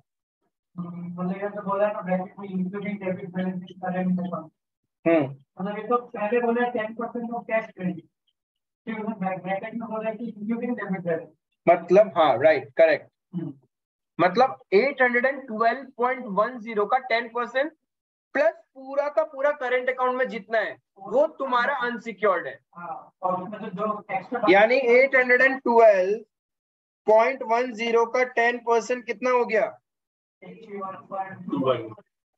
ये हो गया, प्लस सारा का सारा करंट अकाउंट जो है वो भी तुम्हारा क्या है, अनसिक्योर्ड है।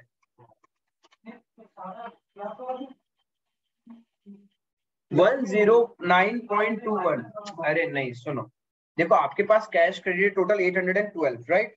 मैं फिर से बताता हूं आपको, 812.10 ये आपका कैश क्रेडिट है, इसमें से कुछ सिक्योर्ड है और कुछ अनसिक्योर्ड है। अनसिक्योर्ड कितना है पता है, लैंग्वेज देखो अच्छे से, 10% of cash credit is unsecured, bracket एक बार भूल जाओ, 10% of cash credit is unsecured. अब ब्रैकेट में क्या बोला, इंक्लूडिंग डेबिट बैलेंस इन करेंट अकाउंट, यानी पूरा का पूरा debit balance of current account. मतलब जो मुझे अनसिक्योर्ड पोर्शन निकालना है ना, कैसे निकालेंगे, 812.10 का 10% प्लस जितना मेरा करंट अकाउंट में था, कितना था, इसीलिए तो लिखा कि आप 28 का 10% मत ले लेना, इस तरीके से अनसिक्योर्ड निकालना है। मतलब वो तो फिर बोलता कि नहीं, यहाँ पे देखो लैंग्वेज ये बोला कि 10% ऑफ कैश क्रेडिट तो अनसिक्योर्ड है ही, प्लस मतलब ये इंक्लूडिंग मतलब प्लस डेबिट बैलेंस इन करंट अकाउंट, हाँ वो भी अनसिक्योर्ड है।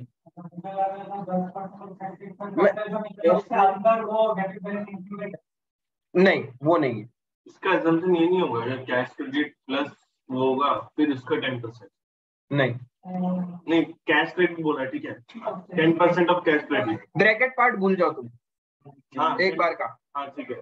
तो कितना निकाला तुम, 81.2 बनाया, हाँ 10%, लेकिन उसमें बोला है कि वो इंक्लूड कर रहा है 28 लाख को, है कि नहीं, इंक्लूडिंग वो मतलब कैश क्रेडिट का डेफिनेशन में गया कि उसमें इंक्लूड हो रहा है, तो 81.1 मतलब हाँ इसको अलग से शो नहीं करना, यहाँ पे देखो including debit balance 10% of cash credit is unsecured. तो तुम देखो जब दिखाओगे, तुम्हारा ये शेड्यूल चल रहा है, शेड्यूल नंबर 9, ठीक है, शेड्यूल नंबर 9 क्या था फिर से बताना, एडवांसेस वाला शेड्यूल देख रहे हैं हम लोग। अब एडवांसेस के अंदर में एक है मेरा कैश क्रेडिट कितने का है, एक तो टर्म लोन है, टर्म लोन कितने का था 792.88, जिसको हम लोग अलग अलग करके दिखा देगा, ठीक है। अब ये दोनों मेरा क्या है, कैश क्रेडिट एंड ओवरड्राफ्ट एक साथ में अपन बोल सकते हैं, ठीक है। ये कितना हो गया 812.10 840.10, ठीक है। अब इसमें क्या करना है अपने को, वो निकालना है सिक्योर्ड और अनसिक्योर्ड, बताओ कैसे निकालोगे, हाँ इंटू 10% कर दो, नहीं तो आपका वाला भी कर सकता है वो, मेरा वाला भी कर सकता है, ये भी कर सकता है। मतलब क्या करो, इस दोनों को एक पार्ट मानो और इसका 10% कर दो, वही बोल रहा हूँ, हाँ प्लस ही तो किया ना, प्लस ही किया। मतलब क्या करो 812 प्लस 28 0.10 प्लस 28, ये आया तुम्हारा 840.1, हाँ, इसका 10% इज योर अनसिक्योर्ड। हाँ, तो इसको सॉल्व करने भी तो वही आ रहा है, थोड़ा अलग आता है ना, आप जो पहला वाला कर रहे हैं मतलब 812 का भी 10% ले रहा है, 28 का भी 10% ले रहा है,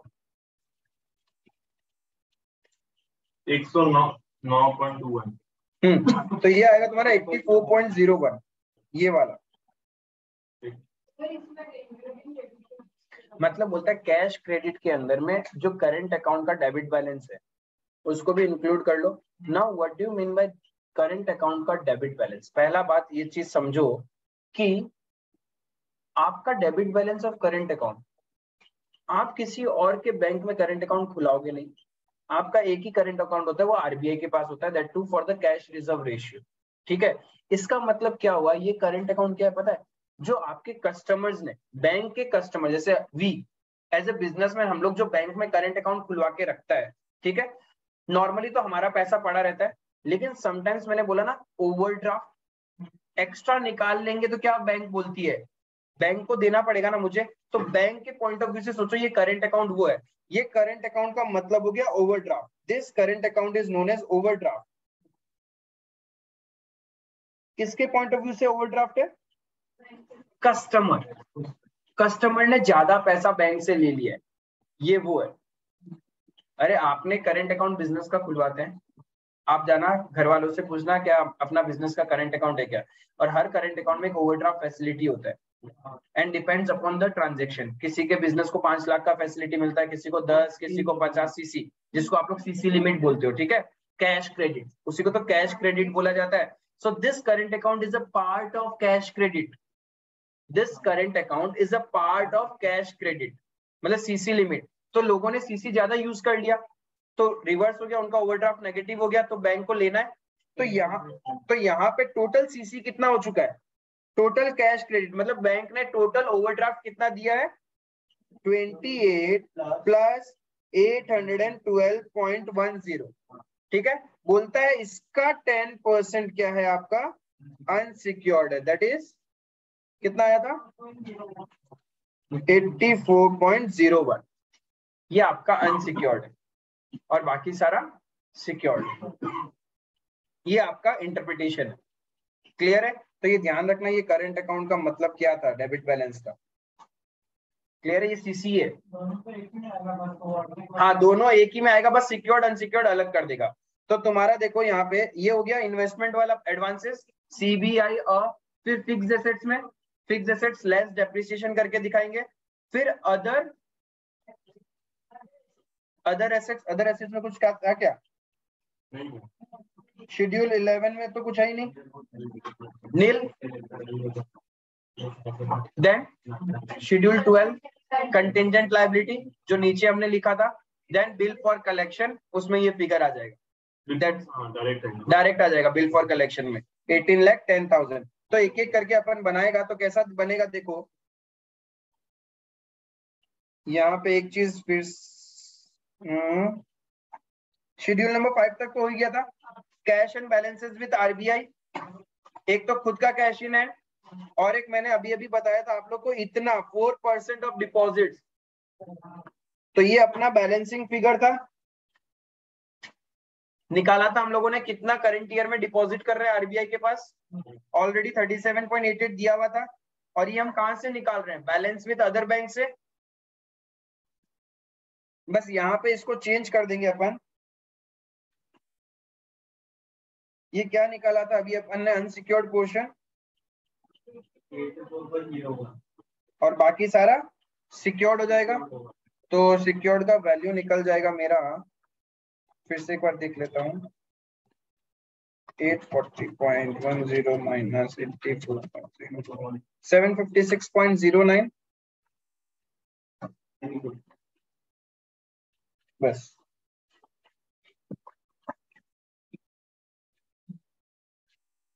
क्लियर है। बाद में फिक्स्ड एसेट्स देखो डेप्रिसिएशन माइनस करके शो कर देंगे, अदर एसेट्स बोल के कुछ था ही नहीं मेरे पास। देन शेड्यूल 12 में कंटिंजेंट लायबिलिटी आ गया, और फिर नीचे बैलेंस शीट के नीचे बिल फॉर कलेक्शन का वैल्यू आ जाएगा।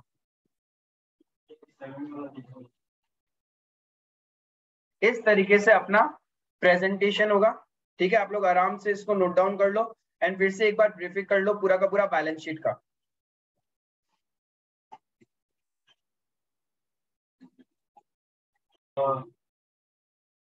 So that's the way we have to do balance sheet। एक एक आइटम्स को अच्छे से इंटरप्रिटेशन प्रॉपर्ली आप लोग इसको रिवाइज करना, एक एक टर्म्स को समझना कि क्या करंट अकाउंट था, क्या कैश क्रेडिट था, एवरीथिंग, ठीक है, अच्छे से प्रॉपर्ली एक बार फिर से कर लोगे तो हो जाएगा। Now let's see profit and loss account for a banking company, कि इन लोग स्टेटमेंट ऑफ पीएनएल कैसे बनाता है। आज अपन क्या करेगा, पूरा का पूरा statement of profit and loss को लिख के याद कर लेगा, ठीक है, so that in the next class we can do questions related to profit and loss account also, and then फिर अपन इसमें टॉपिक में आगे चलेगा। तो देखो statement of profit and loss account एकदम सिंपल है, इसको कुछ वैसा है नहीं कि कोई मेमोरी टेक्निक्स चाहिए, बस चीजें ध्यान रखना है, क्या क्या चीजें आपको ध्यान में रखना है। फॉर्म ए के अंदर में अपना क्या बनता है, बैलेंस शीट, ठीक है, थर्ड शेड्यूल, और फॉर्म बी के अंदर में बनता है profit and loss account. And profit and loss account में फॉर द ईयर लिखते हैं हम लोग, एज पर जैसे बचपन से लिखते आए अपने, ठीक है। अब यहाँ पे देखो शेड्यूल्स, ये शेड्यूल नंबर ध्यान में रखना पड़ेगा। 13 से होगा, 13, 14, 15, कहीं 12 तक तो वहां हो चुका कहानी, तो अब उसके आगे चलेंगे अपन, ठीक है। अब प्रॉफिट, नॉर्मल कंपनी के केस में प्रॉफिट एंड लॉस अकाउंट कैसे बनता था, revenue from operation and other income, ठीक है। यहाँ पे रेवेन्यू फ्रॉम ऑपरेशन की जगह क्या, मेन कमाई बैंक का कहां से होता है, इंटरेस्ट से, तो उनके लिए वही तो रेवेन्यू फ्रॉम ऑपरेशन है। rather than using the term revenue from operation, उन्होंने क्या लिख दिया, इंटरेस्ट अर्न लिख दिया।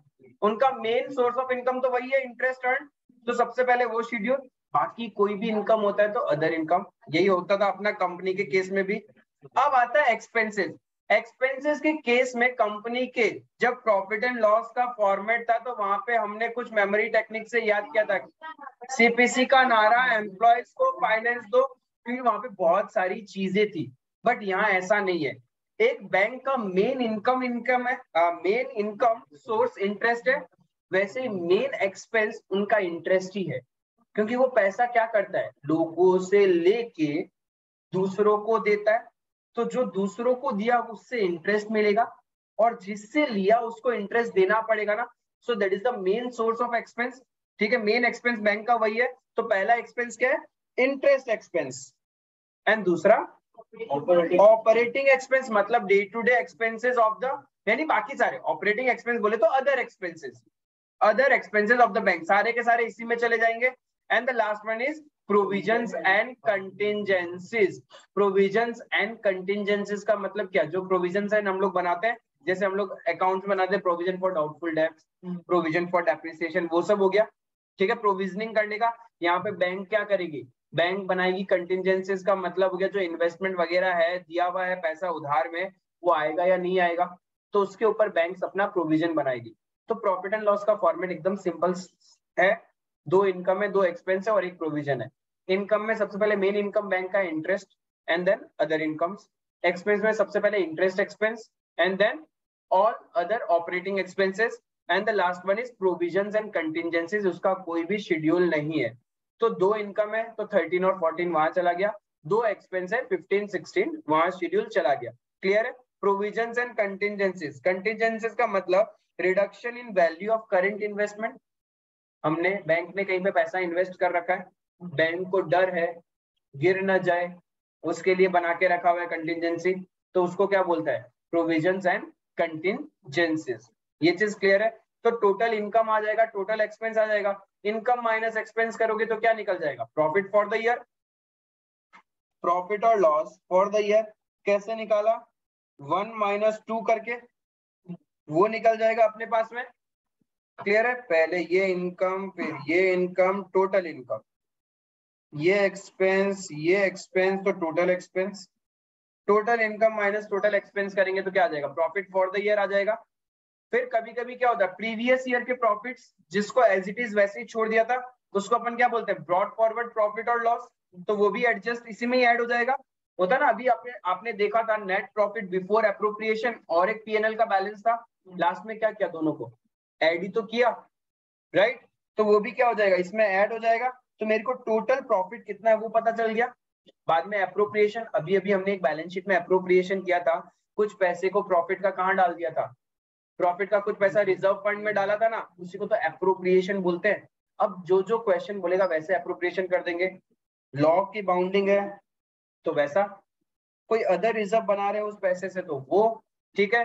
कोई भी हमने डिविडेंड वगैरह किया है प्रपोज, तो उसके लिए भी पैसा अलग कर देंगे। गवर्नमेंट में पैसा ट्रांसफर किया तो उसको अलग कर देंगे। बाकी क्या होगा, बैलेंस शीट में चला जाएगा, जिसको अपन रिटेन्ड अर्निंग बोलता था, रिटेन्ड अर्निंग, ठीक है। जैसे पार्टनरशिप में करते थे आप लोग एप्रोप्रिएशन, बिजनेस के प्रॉफिट को पहले इंटरेस्ट, सैलरी, वो सब दे दुआ के बचा हुआ और कुछ पैसा रिजर्व में डालते थे, फिर बचा हुआ पैसा पार्टनर में बांट देते थे। बट यहाँ पे ऐसा नहीं होगा, यहाँ पे क्या होगा, रिटेन अर्निंग। यदि आप अपने शेयर होल्डर्स को दे रहे हो तो वो ये हो गया डिविडेंड। क्लियर है। तो ये हो गया एप्रोप्रिएशन का पार्ट आपको शो करना है। And then comes the total. PNL पूरा एकदम इजी है, कुछ कॉम्प्लिकेशंस नहीं है पीएनएल में। पीएनएल में किसी को कोई डाउट है? ठीक है, पीएनएल एकदम इजी वाला पार्ट है। तो कल अपन क्या करेगा, आज तुम लोग लेट आया, मेक श्योर कि नेक्स्ट क्लास में लेट नहीं हो, ठीक है। तो अपन कल पीएनएल से ही स्टार्ट करेगा,